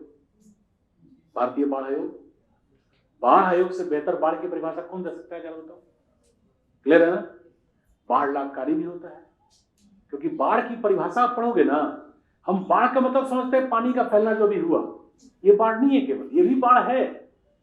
बाढ़ की परिभाषा समझो, नदी के औसत जब 10 वर्षों का जल स्तर, औसत जल स्तर मतलब जो निम्नतम जल है और अधिकतम जल है, दोनों के बीच हुआ औसत। और वर्षा ऋतु तो 3 महीने है, 4 महीने है। इस समय मान लो ओवरफ्लो किया, इन ठंडे के दिन में एकदम घाटी के पास चली जाती है नदी का जल, आया ना? तो 10 वर्षों का औसत जल तल से अधिशेष जल बाढ़ है, मतलब उसमें 1 सेंटीमीटर का भी इजाफा हुआ तो क्या है? बाढ़। हो सकता है इस परिस्थिति में बाढ़ का पानी, बाढ़ का जल नदी की घाटी के बाहर ही ना आए, ऐसा हो सकता है ना? आया ना? और ये बाढ़ आयोग की परिभाषा है। लेकिन तुम किसी वेबसाइट पे जाके पढ़ लो, बाढ़ का मतलब जल का बाहर आना, लॉस का होना, तो यूपीएससी फिर उसी प्रकार से आपको लेगा ना, क्योंकि परिभाषा हम नहीं बना सकते। परिभाषा के लिए भारत सरकार के या कुछ राज्य सरकारों के अपने संगठन हैं, उन्हीं की दी गई परिभाषाओं को मानक माना जाना चाहिए। हाँ या ना? वैसे ही सूखे का भी परिभाषा होगा, सूखे का प्रकार भी होगा, एनसीईआरटी में मेंशन है, पढ़ो आप उसको। क्लियर है? तो प्लीज आप भविष्य की चिंता मत करिए, उसके लिए हम लोग बैठे हैं। क्वेश्चन क्लास से आएगा, ठीक वैसे ही आएगा, जरूरी नहीं जैसे हम पढ़ा रहे, लेकिन क्लास से क्वेश्चन बाहर नहीं जाएगा। और ज्योग्राफी जैसे टेक्निकल सब्जेक्ट तक मैं बता रहा हूँ, तो चिंता करने की आवश्यकता है। तो बार बार आप जो जा रही हैं उधर, वो मैंने क्या बताया था, घोड़ा देखा आपको? वो लगा रहता है ना उसे, वो आपको लगा के रखना है, आजू बाजू नहीं देखना, पक्का? तो यहां तक सबको क्लियर हुआ? कुछ पूछना है? कोई क्वेश्चन? बोलो किससे? अच्छा, तो टमाटर का जो बाई प्रोडक्ट्स है, जैसे वो केचप वेचप भी हो गया और भी कई बाई प्रोडक्ट्स हैं, वहाँ पे जूस भी उसका बनाया जाता है। तो वहाँ पे गांव गांव में एक कल्चर है, जैसे फ्रांस में अंगूर को लेकर है, वैसे स्पेन में खासकर, क्लियर हो गया? पुर्तगाल भी वहीं पर है, पुर्तगाल भी उसी क्लाइमेटिक जोन में आता है। तो टमाटर को किसान कुचल करके उसके बाई प्रोडक्ट्स बनाते हैं और बाजार में जाकर के बेचते हैं, क्लियर हो गया? उसी को थोड़ा सा करिस्मेटिकली दिखाया गया तो आपको अच्छा लगा, लेकिन वो स्पेन का एक फेस्टिवल है। और ये इसलिए, जैसे हमारे यहाँ धान रोपा जाता है तो पहला जिस दिन धान रोपा जाएगा हम अच्छे पकवान बनाते हैं, सेलिब्रेट करते हैं। मेरी बात समझ आई आप लोगों को? ऐसे ही हमारे कई फेस्टिवल्स हैं। दशहरा का त्यौहार देखोगे तो कलश रखा जाता है, कलशा रखा जाता है ना, उसके नीचे कोई फसल भी होता है। कौन सा होता है? जौ। कई जगह गेहूं का भी होता है, लेकिन कोई फसल रहता जरूर है। बेसिकली उसका भी एक आधार है, उसका एक मतलब संस्कृति में रजनीश से इसको बताएंगे, शायद क्लास वही शुरू हो रहा है। कलश वो पृथ्वी का प्रतीक होता है, जल है, ऊपर से ढक्कन के ऊपर चावल रहता है, फिर पत्तियां होती हैं और फिर दीपक होता है। पत्तियां वनस्पति की प्रतीक है, चावल हमारे जीवन का आधार है, अन्न है, वो खाद्यान्न है, और जो पत्तियां हैं वनस्पति के प्रतीक है, और दीपक जीवन का प्रतीक है। इसलिए दीपक को बुझने नहीं दिया जाता। अखंड। अब ये सब आपको सब बताएंगे सर, चिंता मत करिए। जो लोग हैं वो कोर्स कराने की तुलना में आपको तैयार ही करेंगे। जय वीरू आ गए हैं क्लास में, मतलब दोस्ती तुम लोग को अभी लग रहा है सबसे अधिक। क्लास में पढ़ लो, नहीं तो वीरू को बसंती मिल गई, जय जो है निकल लिए। अब तुम तय कर लो दोनों में जय कौन है। और लास्ट में यही वो कहता है, तुम देखो तुम ना अपने बच्चों को हमारे दोस्ती की कहानियां सुना। तुम लोग भी फिर यही कहोगे, अपने अपने बच्चों को दोस्ती की कहानी सुनाना कि क्लास में नहीं पढ़े तो अब क्या हो रहा है। बुरा नहीं लग रहा है आप लोगों को? जैसे यूनिट, टॉपिक और सब टॉपिक का मतलब क्या है थोड़ा ये बता दें। जैसे भूगोल है तो भूगोल को मोटा मोटी आप 5 या 6 सेक्शन में बांटेंगे, पीटी कम मेंस के लिए। पीटी के लिए भी और मेंस के लिए भी अलग अलग हम पढ़ते हैं। तो जैसे शायद पहले मेंस का ओरिएंटेशन क्लास शुरू होगा, जिसमें पहला है विश्व का भूगोल, या सबसे पहले हम लें वर्गीकरण से। वैसे जब क्लास स्टार्ट होगा तब उस पर चलेंगे, ज्यादा अच्छा रहेगा। पहला होगा विश्व का भौतिक भूगोल, physical geography of the world. और फिर हो जाएगा विश्व का मानव भूगोल। और पिछले क्लास में हमने आपसे डिस्कस किया था कि कोई भी टर्मिनोलॉजी आप सुनते हो, टर्म आप सुनते हो, तो उसका एक डिफिनेशन होना चाहिए, है ना। जैसे भौतिक भूगोल, मानव भूगोल, इसकी परिभाषा क्या होनी चाहिए? आप गेस करके बता सकते हैं? बता सकते हैं आप? बताइए। मानव का, देखो एक तो ये सिंपली भूगोल की शाखा है, हाँ या ना। भौतिक भूगोल हो, विश्व भूगोल हो, भारत का भूगोल हो, क्या है? भूगोल की शाखा, it's a branch of geography. Clear है ना। अब देखो भौतिक का मतलब होता है जिन विषय वस्तुओं को, विषय वस्तु का मतलब होता है जो सब टॉपिक्स हम पढ़ते हैं, जैसे भूकंप, वर्षा, ये सब क्या हो गए? विषय वस्तु हो गए। क्लियर हो गया? भूकंप हो गया, वर्षा हो गया, कृषि हो गया, उद्योग हो गया, परिवहन हो गया, व्यापार हो गया, ये सब क्या है? टॉपिक्स हैं। जिन विषय वस्तुओं को प्रकृति नियंत्रित, नियमित या संचालित करती है। प्रकृति, भूकंप को कौन नियंत्रित करता है? वर्षा को। क्लियर है? चलो, इसके अलावा नदियों को, सागर को, तो ये सब कौन से भूगोल हुए? भौतिक। अब समझ में आया? आगे आगे मत जाओ, दुर्घटना होगा। तो आईटीओ पे गए हो कभी? आईटीओ पे पॉपुलेशन वाला घड़ी लगा हुआ है और नीचे लिखा है जिनको जल्दी थी वो गए। पढ़े हो? उसको जाके पढ़ना है। अब इसका मतलब ये नहीं कि सड़क पे एकदम रुक ही जाएं, तब भी जाना ही है, लेकिन बहुत जल्दीबाजी की आवश्यकता नहीं होनी चाहिए। क्लियर है? तो वे विषय वस्तु जिनका नियमन, संचालन, नियंत्रण प्रकृति करती है या प्राकृतिक गतिविधियों द्वारा नियंत्रित होते हैं या संचालित होते हैं, उन्हें हम क्या कहेंगे? हम लोग कंटिन्यू रहे। अब सिंपली उसमें क्या करना है कि प्रकृति को हटा करके मानव को रख देना है। अब जैसे भूकंप, ज्वालामुखी, सागरीय जलधाराएं, वर्षा, जलवायु, ये सब गतिविधियां कौन नियंत्रित करता है? प्रकृति। मानव। बार बार तुमको बोल रहे इतनी जल्दीबाजी में न रहो। देखो, न जानते हुए यदि तुम जवाब न दे पाओ तो काम चल जाएगा, लेकिन जानते हुए जवाब गलत दो, ये अपराध है। हाँ या ना? और ये तो पुरानी कहावत है, सावधानी हटी कृपया धीरे चले। घर में बच्चे या लोग इंतजार कर रहे हैं, जगह जगह लिखा रहता है ना? तो खाली पढ़ने के लिए होता है या कुछ उसका मीनिंग भी होता है? तो तुम यूज कर रही हो। वे विषय वस्तु जिनका नियंत्रण, संचालन, नियमन मानव करता है, जैसे कृषि, पशुपालन, मत्स्यन, व्यापार, परिवहन, ये सब गतिविधि, या आवास, सेटलमेंट, गांव, नगर, ये कौन नियंत्रित करता है? प्रकृति या मानव? तो ये सब हो गया मानव भूगोल। अब तुम इन दोनों का परिभाषा भूलोगे नहीं, भूलना नहीं चाहिए। क्लियर है सबको?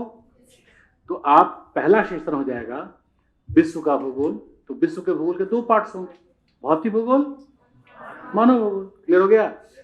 फिर हो जाएगा भारत का भूगोल। तो भारत के भूगोल के भी दो पार्ट्स हो जाएंगे, भौतिक भूगोल, मानव भूगोल। अब ये बताओ, प्रायद्वीपीय पठार का अध्ययन भारत का भौतिक भूगोल है या मानव भूगोल है? श्योर?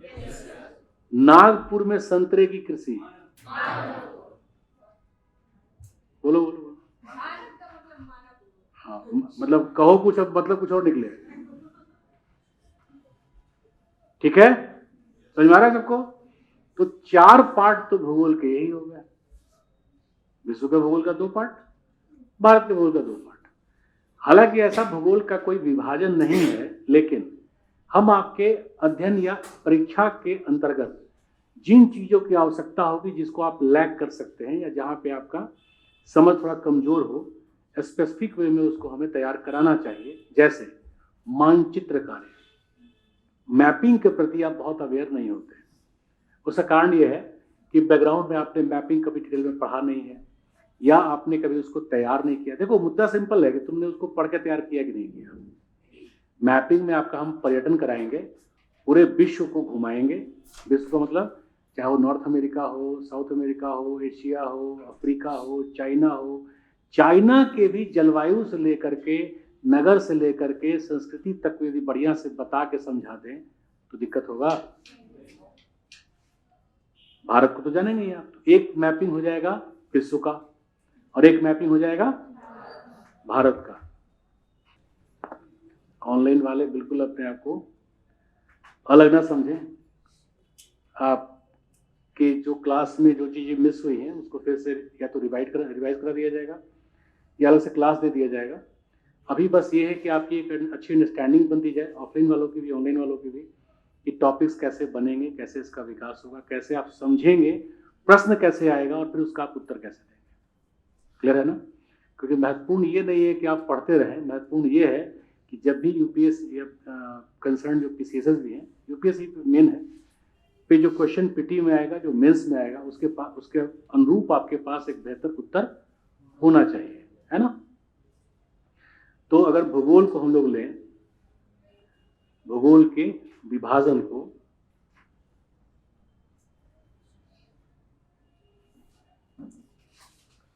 तो पहले हम लोग इसको इधर लेके आते हैं।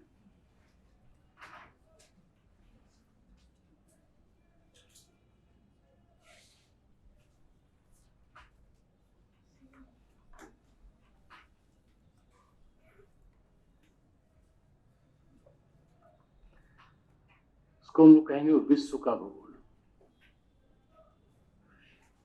देखो कई टेक्निकल टर्म्स भी आएंगे साथ में, लेकिन जिस प्रकार से अभी हम टॉपिक शुरू भी नहीं किए हैं, लेकिन आपको टेक्निकल चीजें भी समझ में आ रही हैं। क्लियर है ना? और क्लास उम्मीद कर रहा हूं इंटरेस्टिंग लग रहा होगा, तभी आप समझ में आएगा तो इंटरेस्टिंग लगेगा, समझ में नहीं आएगा तब लगता है यार फिर टाइम वेस्ट हो रहा है, या जो चीजें समझ में नहीं आती हैं वो कभी भी इंटरेस्टिंग नहीं होती है ना। तो उसमें जो टेक्निकल टर्म्स आएंगे वो क्लास के साथ हम आगे बताएंगे। जैसे विश्व का भूगोल हो गया, और इधर आ जाएगा भारत का भूगोल।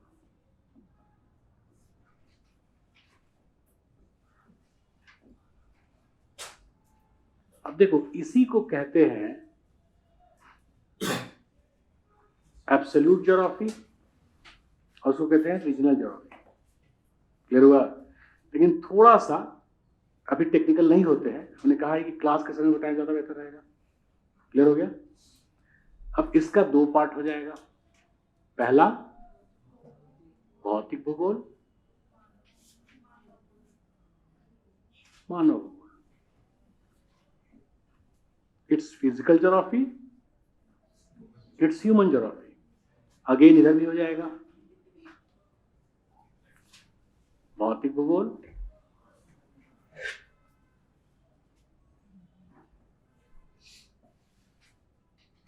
अब सिंपल वैश्विक स्तर पे मानवीय गतिविधियां या क्रियाएं, और भारत के स्तर पर तो भौतिक भूगोल और मानवीय भूगोल। तो यहां पे आप मेन थ्योरीज समझेंगे, कंसेप्ट्स को लेंगे। जैसे भूकंप क्या है, ये आपको विश्व के भूगोल में बढ़िया से हम समझा देंगे, और साथ में वैश्विक स्तर पर भूकंप का वितरण कैसे होगा, है ना, या ज्वालामुखी का वितरण कैसे होगा। और फिर वही सिद्धांत भारत में आरोपित होंगे, लेकिन रीजनल इंफॉर्मेशन के साथ। जैसे आप पढ़ेंगे ज्वालामुखी के वितरण में, या ज्वालामुखी का प्रकार का उदाहरण लें तो होने वाले उद्गार means in terms of eruption, होने वाले उद्गार के आधार पर या उद्गार में लगे समय के आधार पर, तो ज्वालामुखी में होने वाले उद्गार में लगे समय के आधार पर हम लोग इसे तीन भागों में बांटते हैं। क्लियर है? पहला होता है एक्टिव अर्थात जागृत, अर्थात जगा हुआ, जैसे हम लोग जगे हुए हैं, है ना। तो इसमें लगातार धुआंरे निकल रहे हो, गैस निकल रहा हो, विस्फोट हो रहा हो, विस्फोट ना हो तब भी धुआंरे भी निकल रहे हैं, धुआंरे मतलब गर्म जलवाष्प, तो हम उसे कहेंगे वो एक्टिव है। क्लियर है? जैसे कई बार हम शांत बैठे रहते हैं, लेकिन कोई आवाज देता है तो देखते हैं ना। क्लियर है? और कई बार हम दौड़ रहे होते हैं, खेल रहे होते हैं, पढ़ रहे होते हैं, लेकिन जगे हुए तो सारे अवस्थाओं में है। ठीक वैसे होता है एक्टिव। फिर होता है डॉर्मेंट, इसको हिंदी में कहते हैं सुसुप्त, जैसे सोया हुआ, लेकिन जगेगा ये तय है ना कि सोता ही रह जाएगा। कुंभकर्ण का एग्जाम्पल हर जगह तो मिलेगा नहीं 6 महीने बाद। तो सुसुप्त का मतलब होता है इंग्लिश में डॉर्मेंट, अर्थात काफी समय से इसमें उद्गार नहीं हुआ, विस्फोट नहीं हुआ, लेकिन इसका मतलब यह नहीं है कि नहीं होगा, हो सकता है। और तीसरा होता है डेड, मृत हो गया। अब देखो वैश्विक स्तर पर इसका उदाहरण, जैसे जागृत का उदाहरण है माउंट एटना या माउंट फ्यूजियामा, कहां पर है? जापान में। या एस्ट्राम्बोली कहां पर है? भूमध्य सागर में। इसको light house of the Mediterranean भी कहते हैं, भूमध्य सागर का प्रकाश स्तंभ किसको बोलते हैं? माउंट एस्ट्राम्बोली। या माउंट क्राकातोआ इंडोनेशिया में है, हालांकि क्राकातोआ को अब डॉर्मेंट कहते हैं, सुप्त कहते हैं। क्लियर हो गया? माउंट कैटापॉक्सी चिली में है, इक्वाडोर के पास, दक्षिण अमेरिका। तो जब विश्व के भूगोल में ज्वालामुखी को वितरण से जोड़ करके पढ़ाएंगे तो मानचित्र कार्य में भी आ जाएगा, और साथ में ज्वालामुखी भी आप पढ़ेंगे। लेकिन भारत में इसका उदाहरण कैसे देंगे हम? तो कर्नाटक का पुष्पगिरी, कर्नाटक का पुष्पगिरी, गिरी मतलब होता है पर्वत, क्योंकि वो कमल के फूल ऐसे करके फैला हुआ है तो हम कहते हैं उसको पुष्पगिरी, फूल की तरह का पर्वत। पुष्पगिरी डेड है, जो बैरन आइलैंड है अंडमान निकोबार में वो एक्टिव है, और उसके बगल में नारकोंडम है वो डोरमेंट है। तो भारत में भी 3 उदाहरण हो गए। तो आप ध्यान दो, एक बार आपने विश्व के भूगोल में जो ज्वालामुखी को पढ़ा तो उसी समय मैंने आपको बता दिया कि इरप्शन या होने वाले उद्गार के आधार पर या समय के अनुरूप होने वाले उद्गार के आधार पर इसे हम 3 भागों में बांटते हैं। तीनों भाग का ये परिभाषा है। अब वहां जब भारत के भूगोल पर हम लोग आएंगे तो क्या ये परिभाषा फिर से बताना होगा? सिमिलर हो जाएगा वो, बस उसके एग्जाम्पल्स को कोरिलेट कर दें, है ना। या हम लोग पढ़े भूकंप को ही, तो भूकंप में जो फोकस का कंसेप्ट होगा, जहां से भूकंप उत्पन्न होता है, भूकंप उत्पत्ति केंद्र कहते हैं उसको, फोकस, या इसको इंग्लिश में हाइपोसेंटर भी बोलते हैं।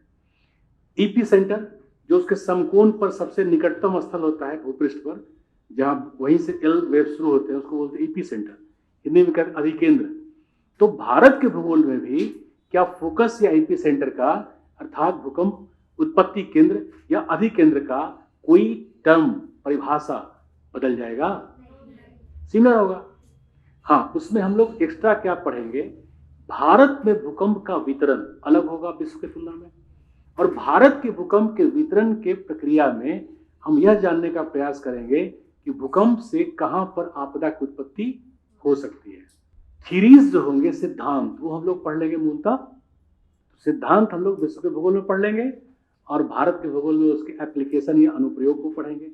तो हिमालय जोन में भूकंप बहुत ज्यादा आता है, जिससे अक्सर वहां आपदाएं आती हैं। आपदा में और जो प्रकोप है, हैजार्ड एंड डिजास्टर, दोनों में एक मूलभूत अंतर है। तो वो सब चीजें फिर हम लोग भारत के भूगोल में जोड़ करके पढ़ेंगे और विश्व में अलग प्रकार से पढ़ेंगे। क्लियर हो रहा है? तो 4 सेक्शंस तो आपको भूगोल का यही हो गया। अब जैसे विश्व का भौतिक भूगोल है, इसमें 5 यूनिट्स हैं, मैं लिखता हूं यूनिट। अब इस यूनिट में आप देखोगे, जैसे पहला है भू आकृति विज्ञान। ये सब मैं आपको पीडीएफ में दे दूंगा, चिंता ना करिए आप। भू आकृति विज्ञान इंग्लिश में कहते हैं जियोमॉर्फोलॉजी। अब देखो, जियोमॉर्फोलॉजी में जो अर्थ का क्रस्ट है अर्थात भूपृष्ठ, भूपृष्ठ की संरचना, भूपृष्ठ का विकास, क्लियर हो गया, या भूकंप, ज्वालामुखी, उसका वितरण, है ना, निर्मित स्थलाकृतियां, पर्वत, पठार, मैदान, भ्रंश, जितने भी होंगे सारे, वलन, सब इसमें आ जाएंगे, है ना। और यही टॉपिक्स हैं। लेकिन आपको ध्यान, ये भी ध्यान आपको क्या है, बस आपको पढ़ना है, ध्यान तो हमें देना है। जैसे भूकंप मुख्य परीक्षा में सीधे नहीं आएगा, या तो टेढ़ा मेढ़ा नहीं आएगा। तुम लोग हर 5 मिनट पे रिकॉल किया करो कि बोलना नहीं है, बोलना नहीं है। बिहार में या पूर्वी उत्तर प्रदेश में एक प्रचलित कथा है, जानते हो क्या है? उसमें आज सिस्टम अलग है, तो जीवन साथी और फलना फलना .com चलता है। पहले क्या होता था, उसको बोलते थे अगुआ या बड़तुहार या बिचौलिया, जो इधर की बात उधर पहुंचाता था, उधर की बात इधर पहुंचाता था। तो एक घर में क्या था ना कि 3 तोतले बच्चे थे, तो तोतलों से शादी किसी की होगी, कोई नहीं चाहेगा। तो लेकिन बड़े धनी मनी घर से थे, जैसे जमींदार साहब। जमींदार साहब ने पंडित जी को बुला के बोला कि पंडित, तुमको जितना पैसा मांगोगे देंगे, इनकी बढ़िया शादी करा दो बस। अब पंडित जी लग गए, भाई किसी तरीका से जजमान का काम पूरा किया गया। बहुत दिन के बाद पता चला कि एक दूर गांव में 3 लड़कियां हैं, वो भी एक ही घर से हैं। तो पहले ये भी होता था, ऐसे रामायण में आप देखिएगा, रामचंद्र जी के 4 भाई थे और सीता जी भी 4 बहनें थी, तो इकट्ठा सबका विवाह हो गया। तो वैसे ही वहां पे भी वही सेटिंग हुआ। बस पंडित जी ने कहा कि किसी भी तरीके से इन लोगों को बोलने मत दीजिएगा, जैसे बोलेंगे मामला गड़बड़। तो इस कहानी के बाद तुम नहीं बोलोगे। तो और पहले बाल विवाह की प्रथा भी थी, तो तीनों को बैठा दिया गया। देखने में तीनों खूब स्मार्ट थे। ये झंकार बीट्स किसका बजा है? तो लड़की वाले आए, पंडित जी ने पहले कहा था बच्चे बड़े शर्मीले हैं, जैसे आप कुछ पूछेंगे भाग जाएंगे सब, और बच्चों को खेलने का उम्र भी होता है, छोटे हैं सब। तो देखने में स्मार्ट थे, तो लड़की के पिता तो थे नहीं, बाकी जो चाचा बच्चा देखने आए थे वो बड़े खुश हुए, लड़के इतने स्मार्ट हैं, तीनों भर में काम हो गया। तब तक दीवार पे एक चींटी जा रही थी, तो बच्चे हैं, तो बड़े वाले ने बोला देख देख तीती, तो उसका विवाह कंफर्म हो गया। आया ना? क्यों कंफर्म हुआ? उसको बोलने की बीमारी थी। क्लियर है ना? तो दूसरा वाला भी उसी का भाई था, तो उसको एक थप्पड़ मारा, मतलब पिताजी मना किए हैं ना, उसका भी कंफर्म हो गया। तो तीसरा वाला कैसे चुप रहे? तो वो बोला हम इसीलिए तूपे तापे हैं।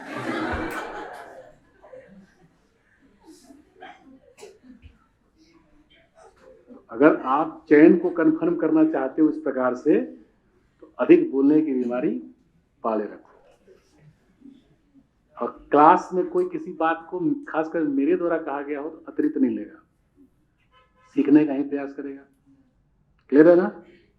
और खासकर इंटरव्यू में आप ध्यान रखिएगा, जो ज्यादा बोला वो गया, आपको बहुत संयमित होकर चलना पड़ेगा, वरना आपको उकसाएंगे। वो बोले गजब आपको तो इतनी जानकारी है, आपको लगेगा उसको ज्ञान दे रहे हैं।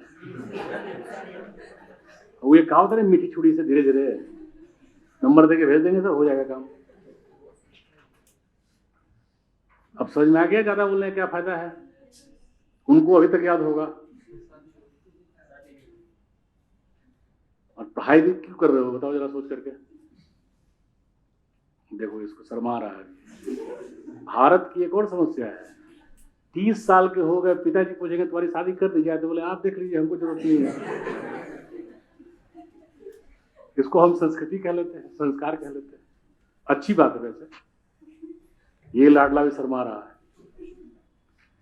एनीवे, तो यूनिट क्या हुआ समझ में आया? अब इस यूनिट में दूसरा हो जाएगा जलवायु विज्ञान। अब इसमें जो आप लोग आर्द्रता पढ़े, बादल पढ़े, वर्षा पढ़े, वितरण पढ़ोगे, इसका प्रभाव पढ़ोगे, और भी कई टॉपिक्स आएंगे, ताप पेटी, दाब पेटी, ये सब का सब आएगा ना। फिर आ जाएगा तीसरा समुद्र विज्ञान,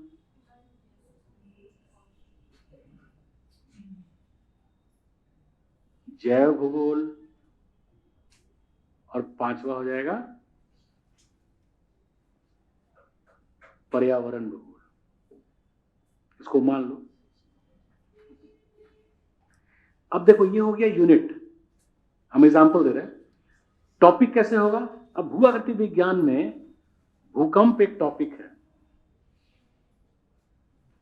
तो ये हो गया टॉपिक। क्लियर है ना?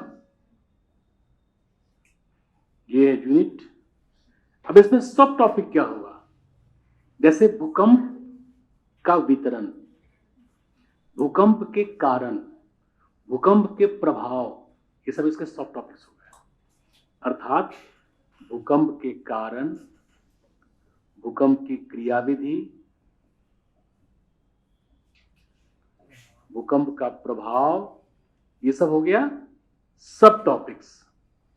तो मैंने 3 खंडों में बांट करके आपका तैयार कर देंगे, और आपको पीडीएफ मिल जाएगा। आप प्रिंटिंग करना चाहें तो, या अपने मोबाइल में आप सेव कर लें, क्लास उसी के अकॉर्डिंग चलेगा। क्लियर हो गया? और इसलिए क्योंकि आपको ये भी फिर समझ में आने लगेगा कि किसी भी यूनिट को कैसे हम डिवाइड करते हैं, कैसे उसको हम क्लासिफाई करते हैं, कौन कौन सा टॉपिक आपके लिए महत्वपूर्ण है। जैसे मुख्य परीक्षा में कभी भूकंप नहीं पूछेगा, प्रायः ज्वालामुखी भी नहीं पूछेगा, उसका अनुप्रयोग पूछेगा। अनुप्रयोग का मतलब होता है वो किस प्रकार से अप्लाई होता है हमारे आम जीवन में। जैसे भूकंप आपदा है या नहीं। अब देखो सोचो इस बात को, ये बिल्डिंग हम लोग बैठे हुए यहाँ पे क्लास चल रहा है, एक भूकंप आया जिसकी गहनता है 6, या हम 7 रखते हैं, 7 मैग्नीट्यूड का एक अर्थक्वेक आया, लेकिन बिल्डिंग बहुत मजबूत था, तो हल्का सा वाइब्रेशन हुआ, झूला झूले हम लोग, लेकिन वी आर सेफ। क्लियर है? तो कोई मरा नहीं? मरा। लेकिन ये बिल्डिंग बहुत जर्जर है, जो मुखर्जी नगर में आजकल हालत है, बिल्डिंग बहुत जर्जर है। और हम लोग यहाँ पे क्लास चल रहा है, अर्थक्वेक 6 का ही आया, इससे कम है ना, और बिल्डिंग 6 तल्ला है, सब आ गया ग्राउंड फ्लोर पर। तब तो खनन में पता चलेगा कि एक साथ इतने लोग थे, सब कैलकुलेटर मिलेगा, और ये शिक्षक थे, इनके हाथ में मार्कर भी था, ये भी शहीद हो गए, हाँ या ना। तो भूकंप ने मारा या भवन ने? नहीं, भवन ने।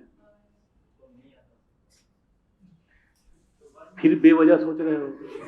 थोड़ी देर पहले समझाए थे ना, देख देख तीती, क्यों बताए थे? इसीलिए बताए थे। आप एक्सप्रेसवे पे हैं, एक 100 किलोमीटर प्रति घंटे की रफ्तार से कार जा रही है, क्लियर? आप किनारे हैं, कार बहुत तेज से गुजर गई, आपको कुछ नहीं हुआ, क्लियर? आप रास्ते में आ गए, कार वाले ने मार दिया, क्लियर है? इसको क्या कहेंगे? कार वाले ने आपको मार दिया, आपको शौक था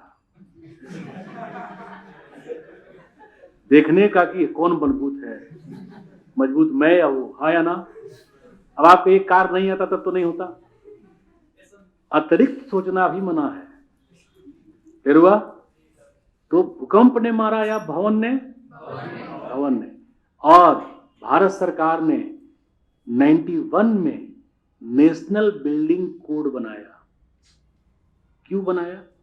क्योंकि भारत सरकार को भी समझ में आया कि अगर बिल्डिंग्स अच्छे नहीं हुए तो हल्के झटके में भी कोलैप्स कर सकता है, हाँ या ना? नेशनल बिल्डिंग कोड में कई चीजें हैं, जैसे आप अभी पढ़ेंगे हिमाचल प्रदेश में कई होटल बिल्कुल नदी के किनारे बनाए। आप आइए हमारे यहाँ, रुकिए, आपको भी अच्छा लगा। आजकल नदी उसको भाग ले गई, क्योंकि वो नदी के कैचमेंट एरिया में आता था। तो ठीक है, नदी ने विकराल, अभी एक बहुत अच्छा कोटेशन आया यमुना नदी के संदर्भ में, या फिर जो बाढ़ आया है मंडी में हिमाचल प्रदेश में, उसके संदर्भ में, कि बेसिकली नदी जहां थी वहीं है। हम लोग गए थे वहां पर मौत से साक्षात्कार करने, डर के आगे जीत है, जीत गए। अब जो लोग होटल में थे वो तो जब सीधे प्रभु के दर्शन, हाँ या ना? तो प्रबंधन और कुप्रबंधन आपदा के संदर्भ में सबसे महत्वपूर्ण चीजें हैं।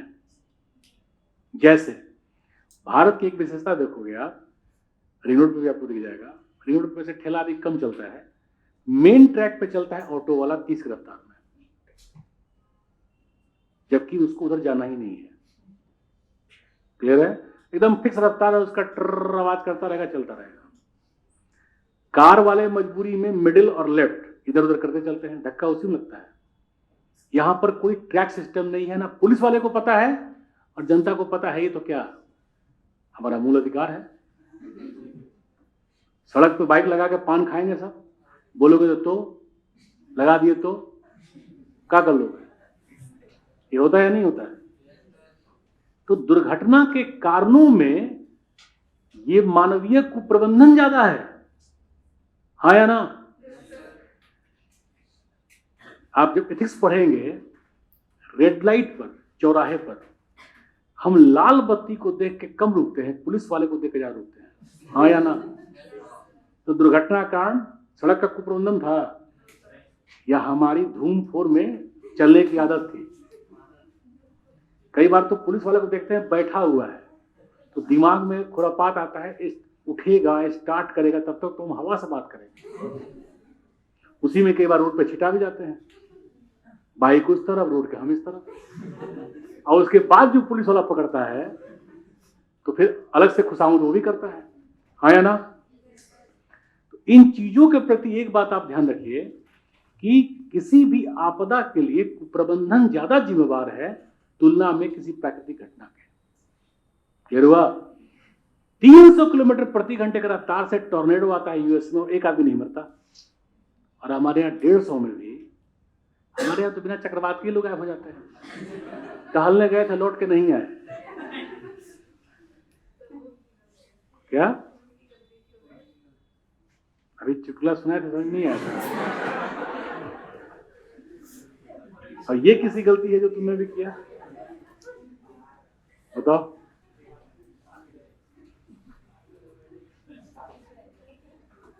इसलिए ये जो आपदा आप पढ़ेंगे उसमें देखो, उपहार सिनेमा हॉल का जो कांड हुआ था आपको पता है?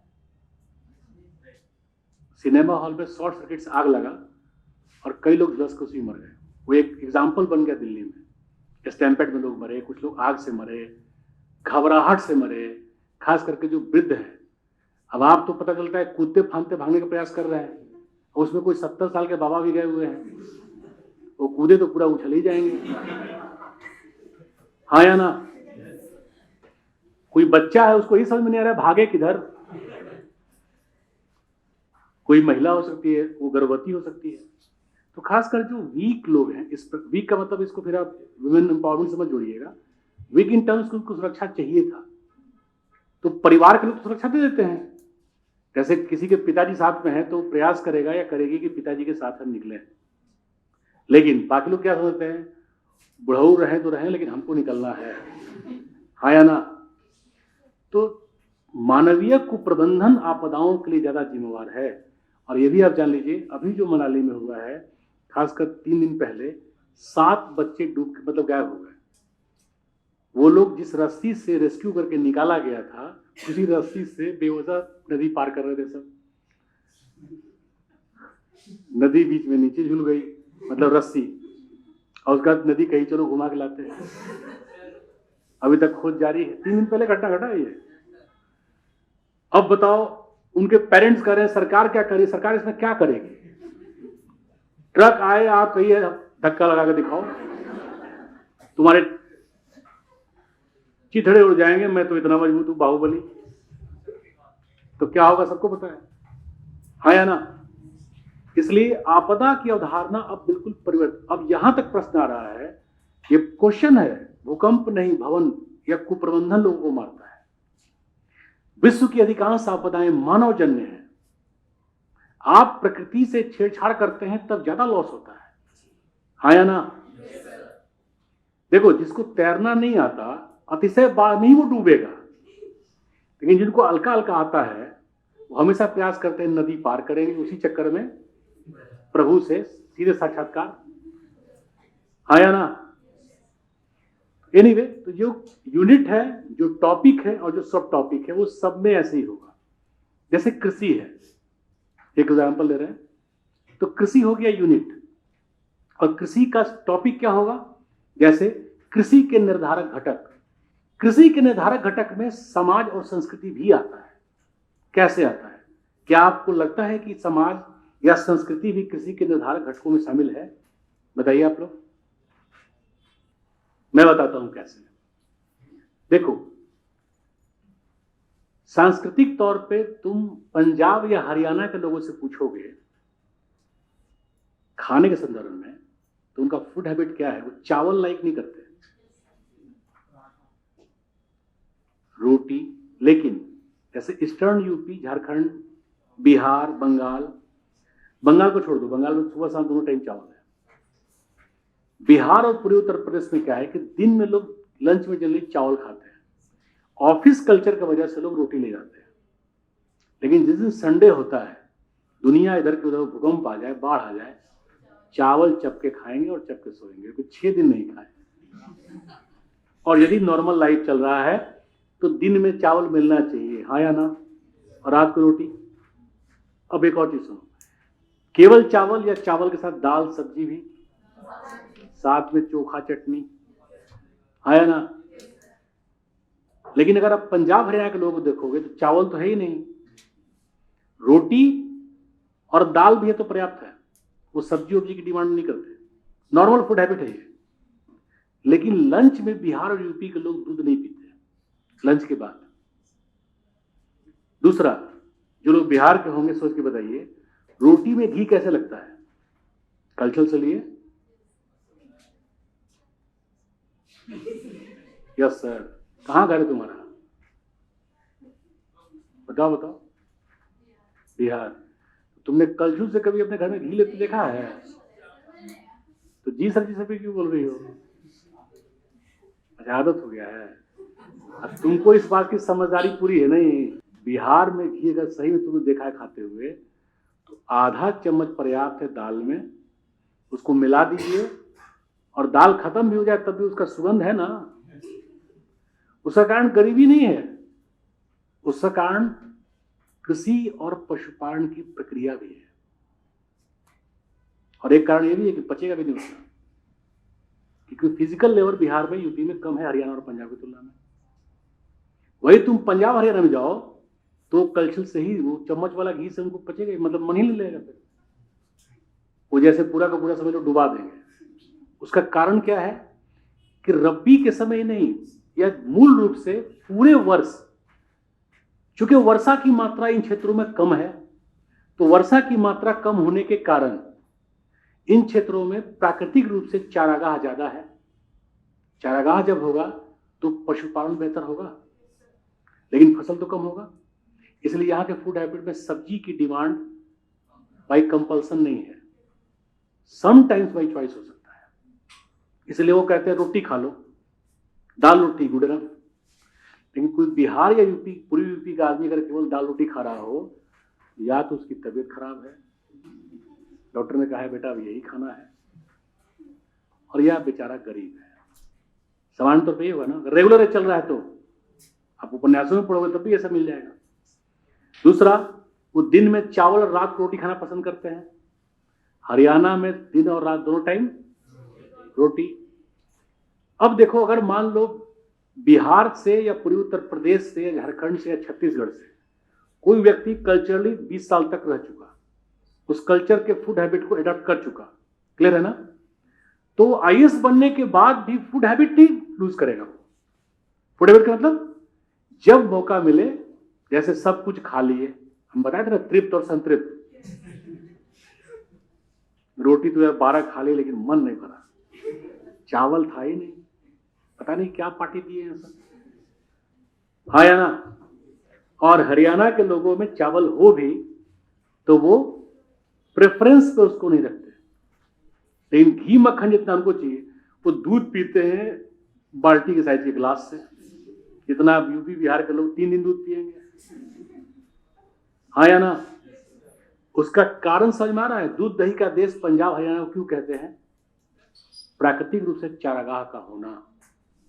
या बंगाल के लोग को उस दिन में और रात में दोनों टाइम चावल ही खाते हैं, क्योंकि वहां पे खरीफ में भी चावल और रबी में भी चावल ही होता है।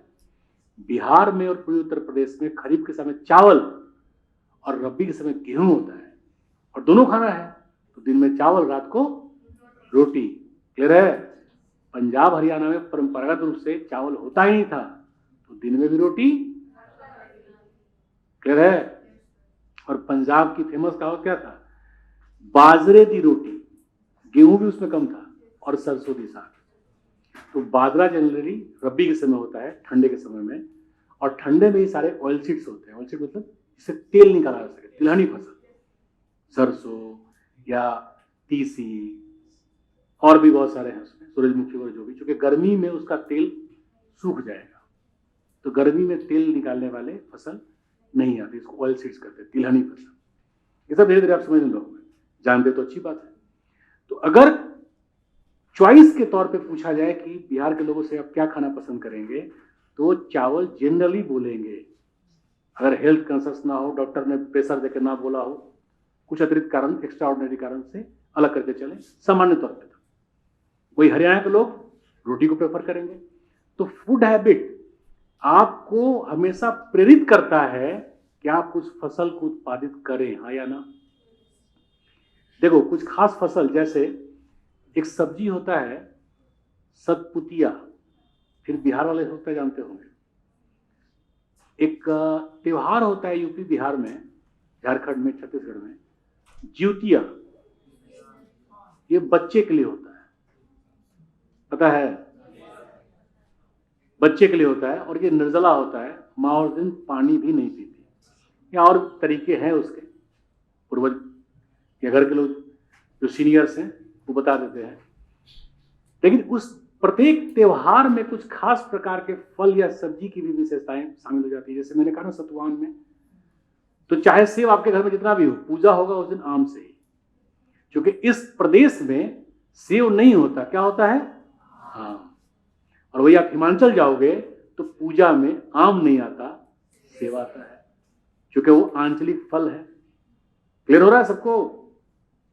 तो कुछ विशिष्ट त्योहार में देखोगे या खान पान में देखोगे, कुछ जैसे दशहरे के समय गुट्टू का आटा, तो कुछ लोग इसलिए भी उसका उत्पादन करेंगे या दशहरे में हमें उपवास करना है तो वो थोड़ा तो उपजा लो, कम से कम उसमें हम लोग को जो खाना होगा ऐसा उदाना। मेरी बात समझ में आ रही है आपको? तो फूड हैबिट एक ऐसा प्रक्रिया है जो हमें बाध्य करता है कि अपने आवश्यकता के अनुरूप कम से कम उसका उत्पादन कर लो। हाँ या ना? कैसे? मान लो तुम कंफर्टेबल बन गए, आईएएस बन गए हो, तुम्हें ड्राई फ्रूट्स में बादाम ज्यादा अच्छा पसंद आता है, तुम ऐसे जगह पे हो जहां बादाम मुश्किल से मिलता है, लेकिन आईएएस बन गए हो या सेल्फ सफिशिएंट हो, तुम्हारे पास इकोनॉमी अच्छी है सब लाइवलीहुड के टर्म में, तो तुम बादाम को इंपोर्ट करके भी मंगवाओगे ना। इंपोर्ट मतलब ऑनलाइन मंगवा लो। हाँ या ना? जैसे अगर तुम तमिलनाडु कैडर में चले गए तो तमिलनाडु में भी सुबह शाम मतलब लंच और डिनर दोनों में चावल ही होता है। वहां तो आपको जो पहले खाना मिलेगा, आपको होता है शुरू में हजम भी बेहतर ना हो, क्योंकि यहाँ सरसों के तेल में आप खाना खाते हो, वहां पे कंप्लीट तेल जो यूज किया जाता है वो है नारियल। क्लियर है? दूसरा, जो भी फूड आइटम बनेगा वो चावल का ही बनेगा, इडली हो, डोसा हो, सब चावल।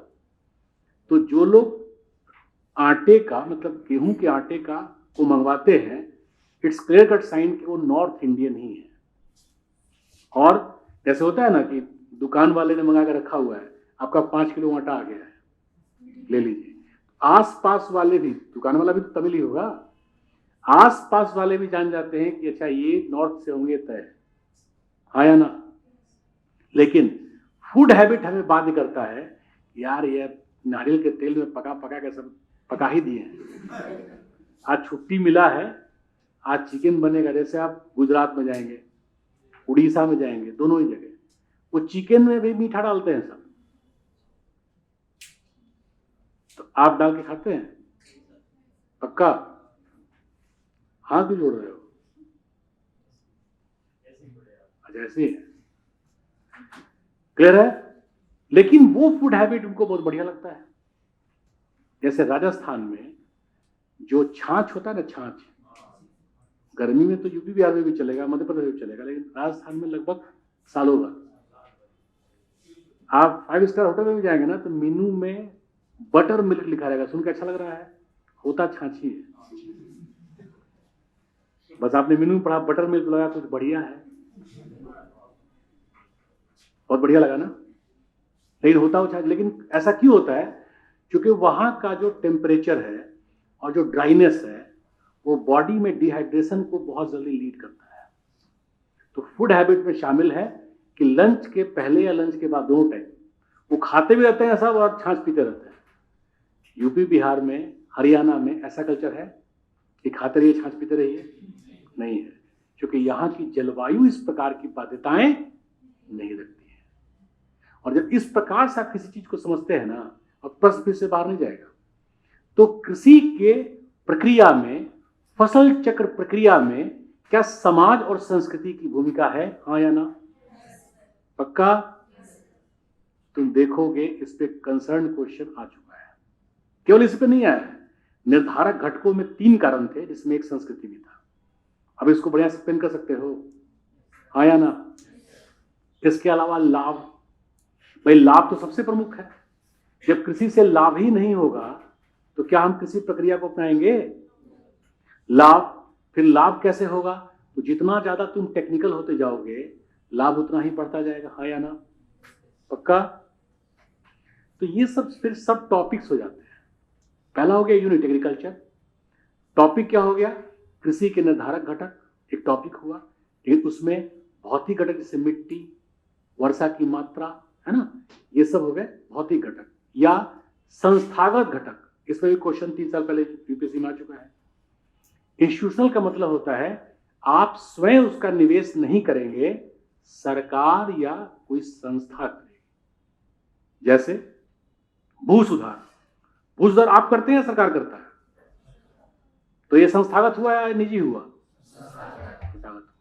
भू सुधार में लैंड होल्डिंग के आकार से लेकर के जितना भी चीज है सब में सरकार होगा।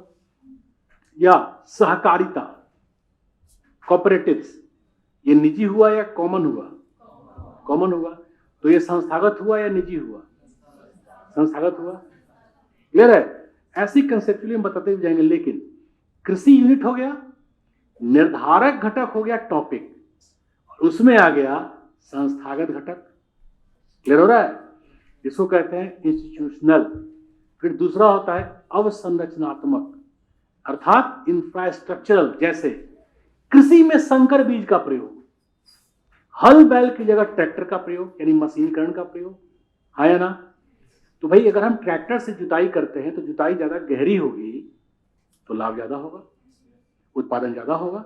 उत्पादन ना करके उसको हम उत्पादकता कहें, प्रोडक्टिविटी, है ना? संकर बीज का प्रयोग करें, बेहतर सिंचाई का प्रयोग करें। दिस ऑल फैक्टर डिटरमिन्स और increasing the mechanism of productivity. वो उत्पादकता को बढ़ाने की प्रक्रिया को प्रेरित करते हैं या आधार देते हैं। इनको क्या कहते हैं हम? इंफ्रास्ट्रक्चरल, अवसंरचनात्मक घटक निर्धारक हैं। समाज और संस्कृति पहले ही बता दिए। साथ में मिट्टी है या नहीं है, वर्षा है या नहीं है, ढाल भी है। 200 सेंटीमीटर वर्षा है लेकिन ढाल ज्यादा है तो चावल की खेती नहीं हो सकती, क्योंकि चावल में वाटर लॉगिंग चाहिए, और ढाल ज्यादा है तो क्या होगा? चाय। क्लियर हो रहा है? और ढाल ज्यादा का मतलब ही वो मैदान नहीं है, वो पहाड़ी या पर्वत है। पठार पे इतना ढाल नहीं होता। क्लियर हो रहा है? तो भौतिक घटक, सामाजिक सांस्कृतिक घटक या परंपरागत घटक, फिर संस्थागत घटक। इसके अलावा सरकार की नीतियां। सरकार की नीतियों का क्या मतलब है? जैसे सरकार सब्सिडी देती है। भाई हम नया ट्रैक्टर आया है, उस पर आपको 60% सब्सिडी दे रहे हैं। जैसे मोदी गवर्नमेंट ने या मोदी के टीम ने, खासकर जो गडकरी जी हैं, उन्होंने कहा है कि हमारा प्रयास है कि 27 से 28 तक भारत से डीजल गाड़ियां गायब हो जाएंगी। गायब हो जाएंगे का मतलब चोरी नहीं होंगी, हम उनके जगह पर बैटरी और गैस चालित गाड़ियों को लेकर आ जाएंगे। और गडकरी जी जिस प्रकार से कार्य कर रहे हैं वो अपने आप में क्रांति है, तो दिख रहा होगा। क्लियर है ना? एक्सप्रेसवे जिस प्रकार से बन रहा है सब जगह। और खास कर देखोगे पावर स्टेशंस बन रहे हैं कि आपकी गाड़ी बैटरी चालित है तो आप कहीं भी जाकर चार्ज कर लीजिए। सस्ता है, पॉल्यूशन उसमें है ही नहीं, ना साउंड का पॉल्यूशन है और ना फ्यूल कंजप्शन है, वो तो बैटरी चल रहा है। क्लियर हो रहा है सबको? अब ऐसी गाड़ियां दिल्ली में कैब के तौर पे आ चुकी हैं। लेकिन अभी विशेष टारगेटेड कैब चल रही है। यहाँ से कहीं भी एयरपोर्ट जाना हो, कहीं से भी, तो गाड़ी चल रही है। और अब रेलवे स्टेशन तक को जोड़ दिया गया। जैसे एयरपोर्ट आप दिल्ली के किसी भी कोने से जाइए, उसकी बुकिंग वो पहले ले लेते हैं और उसका स्लॉट है, हर आधे घंटे पे कैब उनका है। क्लियर हो रहा है? और सबसे अच्छी बात पता है क्या है? आप जो कैब बुक करते हैं, सीएनजी वाला या डीजल गाड़ी वाला या पेट्रोल गाड़ी वाला, जो भी हो, उसकी तुलना में उसका दर लगभग केवल 60% से 50% है, कई बार 30% है।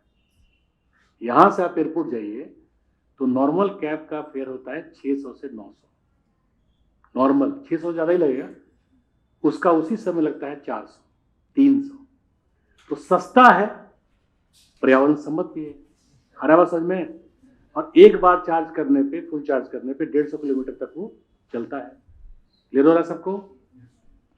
तो एनीवे, अब ये प्लान है, प्लान के साथ हमें टेक्नोलॉजी को भी सपोर्ट देना होगा। अब अगर मान लो डीजल पे टैक्स ज्यादा है, पेट्रोल पे टैक्स कम है, और central government of India announce कर दे कि भाई हम बैटरी वाले गाड़ी पे टैक्स केवल 5% लेंगे, तो ये प्रमोशन हो गया ना। और SC ST या महिला को हम 20% सब्सिडी देंगे। केजरीवाल जी यहां फ्री तो कर नहीं सकते, लेकिन हम सब्सिडी देंगे, या स्टेट गवर्नमेंट अनाउंस कर दे, तो ये और ज्यादा प्रमोशन हुआ या नहीं हुआ? आप डीजल पे 2.5 लाख रुपया टैक्स दे रहे हो, इस पे सब्सिडी मिल रहा है, तो आप खुद प्रेफर करोगे इसी को ले लो, आया ना। तो धीरे धीरे इफिशियंसी में यानी प्रोडक्टिविटी में हर चीज में परिवर्तन आना शुरू हो जाता है। तो ऐसी टॉपिक्स का डिटर्मिनेशन होगा, अर्थात पहले यूनिट होगा, फिर टॉपिक होगा और फिर उसके बाद सब टॉपिक होगा। ऐसे ही विश्व के भौतिक भूगोल का, विश्व के मानव भूगोल का, भारत के भौतिक भूगोल का, भारत के मानव भूगोल का मानचित्र कार्य। इसमें देखो तुम लोग को हम पर्यटन करा देंगे और वो भी बिना टिकट के, 7 दिन का पैकेज। पढ़ते हो तुम ना, इतने रुपए में बिल्कुल मुफ्त, और जितना बढ़िया समय आपको घुमा के समझा के ला दूंगा सुरक्षा के साथ। हिमाचल अभी घुमाऊंगा लेकिन आपके साथ कोई आपदा नहीं आएगा, है ना। एक एक चीज को, और देखो कोई भी चीज याद कैसे रहता है। किसी भी नए प्लेस को आप पढ़े, चिली को मान लो बता रहे हैं, अर्जेंटीना को बता रहे हैं। अर्जेंटीना को जब आप पढ़ोगे तो सबसे पहले आपको कैसे पढ़ना चाहिए मैपिंग में। हम लोग सिंपली करते क्या है कि हम लोग पढ़ते समय बस उसके पॉइंट्स को रट्टा मारना शुरू कर देते हैं, भूले फिर याद किए, भूले फिर याद किए। भारत को या दिल्ली को जैसे आपने समझा है, कहाँ रिज है, कहाँ सड़क ऊपर होगा, फिर कहाँ नीचे होगा, आया ना। अगर उस प्रकार से चिली का भी भ्रमण आप कर लीजिए तो क्या कभी भूलेंगे। या अर्जेंटीना का भ्रमण कर लीजिए, या भारत के राज्यों में हिमाचल प्रदेश को ही आप देख लीजिए कि कौन सी चोटी कहाँ है, कौन सा हिल स्टेशन कहाँ पर है, उसकी क्या विशेषता है ना। जैसे हम अर्जेंटीना, भारत को तो आप मोरलेस जान भी सकते हो। हम अगर अर्जेंटीना पे चले तो देखो साउथ अमेरिका,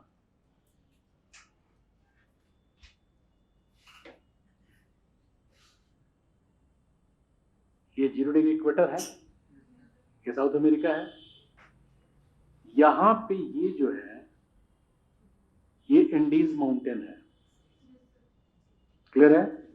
इंडीज के ईस्ट, इंडीज के वेस्ट, तो ये साउथ अमेरिका के वेस्टर्न कोस्ट के पास है, हाँ या ना।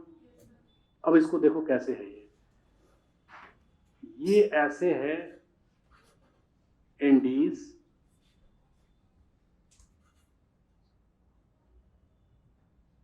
इंडिया भी मोरलेस ऐसे ही है। इधर सागर हो गया, सेलेबल, इधर सागर हो गया सेलेबल। अगर हम अर्जेंटीना की बात करें तो इसका वेस्टर्न कोस्ट काफी तीखा होगा, ज्यादा ढाल वाला होगा, आया ना। इसको बोलते हैं कगार, इनसे कहते हैं स्कार्पमेंट, कगार, जहां ढाल बहुत तीव्र हो। भारत का पश्चिमी घाट भी ऐसा ही है, क्लियर है। अब ये इंडीज है, जैसे भारत का पश्चिमी घाट है। इंडीज के बाद अर्जेंटीना का पठार आएगा, तो ये इंडीज के बाद ऊंचाई पर है ना, क्लियर हो रहा है सबको। तो ये इतनी ऊंचाई पर है कि शीत ऋतु में तापमान 2 डिग्री से लेकर के -5 तक चला जाता है, और जैसे 0 डिग्री तापमान हुआ वो जम जाएगा, हाँ या ना, जम जाएगा। तो गायों के लिए वो तापमान बेहतर होगा या खराब होगा, खराब होगा। कौन सा पशु यहां पाला जा सकता है, भेड़, क्लियर हुआ।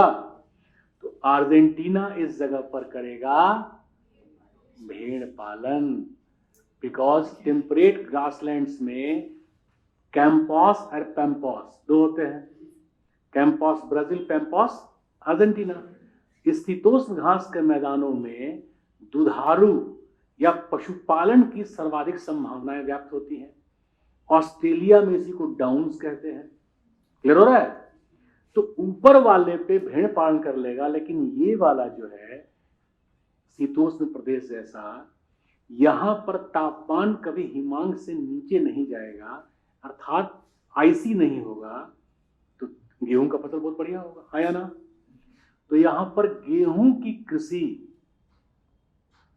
प्लस गाय पालन, हाँ या ना, गाय पालन। तो अर्जेंटीना दूध के उत्पादन में बेहतर स्थिति में होगा या नहीं, पक्का? अब देखो, इंडिया में कुछ खास संप्रदाय के लोगों को छोड़ दिया जाए तो जनरली गोमांस नहीं खाया जाता। इट्स राइट, गोमांस और भैंस दोनों ही, मतलब जो उस प्रजाति के कैटल्स हैं उनको नहीं खाया जाता। क्लियर है? घोड़ा वोड़ा भी नहीं खाया जाता इंडिया में जनरली, घोड़ा गधा ये सब। अभी हंसने की बात नहीं, जानकारी की बात बता रहा हूं आपको। लेकिन विदेशों में सब कुछ खाया जाता है एक्सेप्ट आदमी। क्लियर है ना?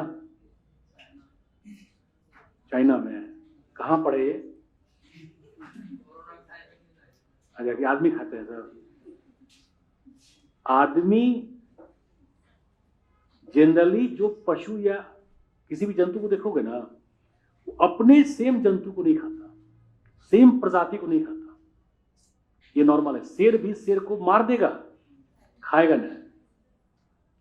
ये क्लियर जान लो। दूसरे के बच्चे को या दूसरे जंतु को मारेगा, खा जाएगा।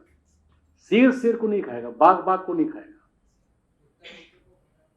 कुत्ता खाता है। चलो तुम देखो तो अच्छी बात, जानकारी अच्छी बात।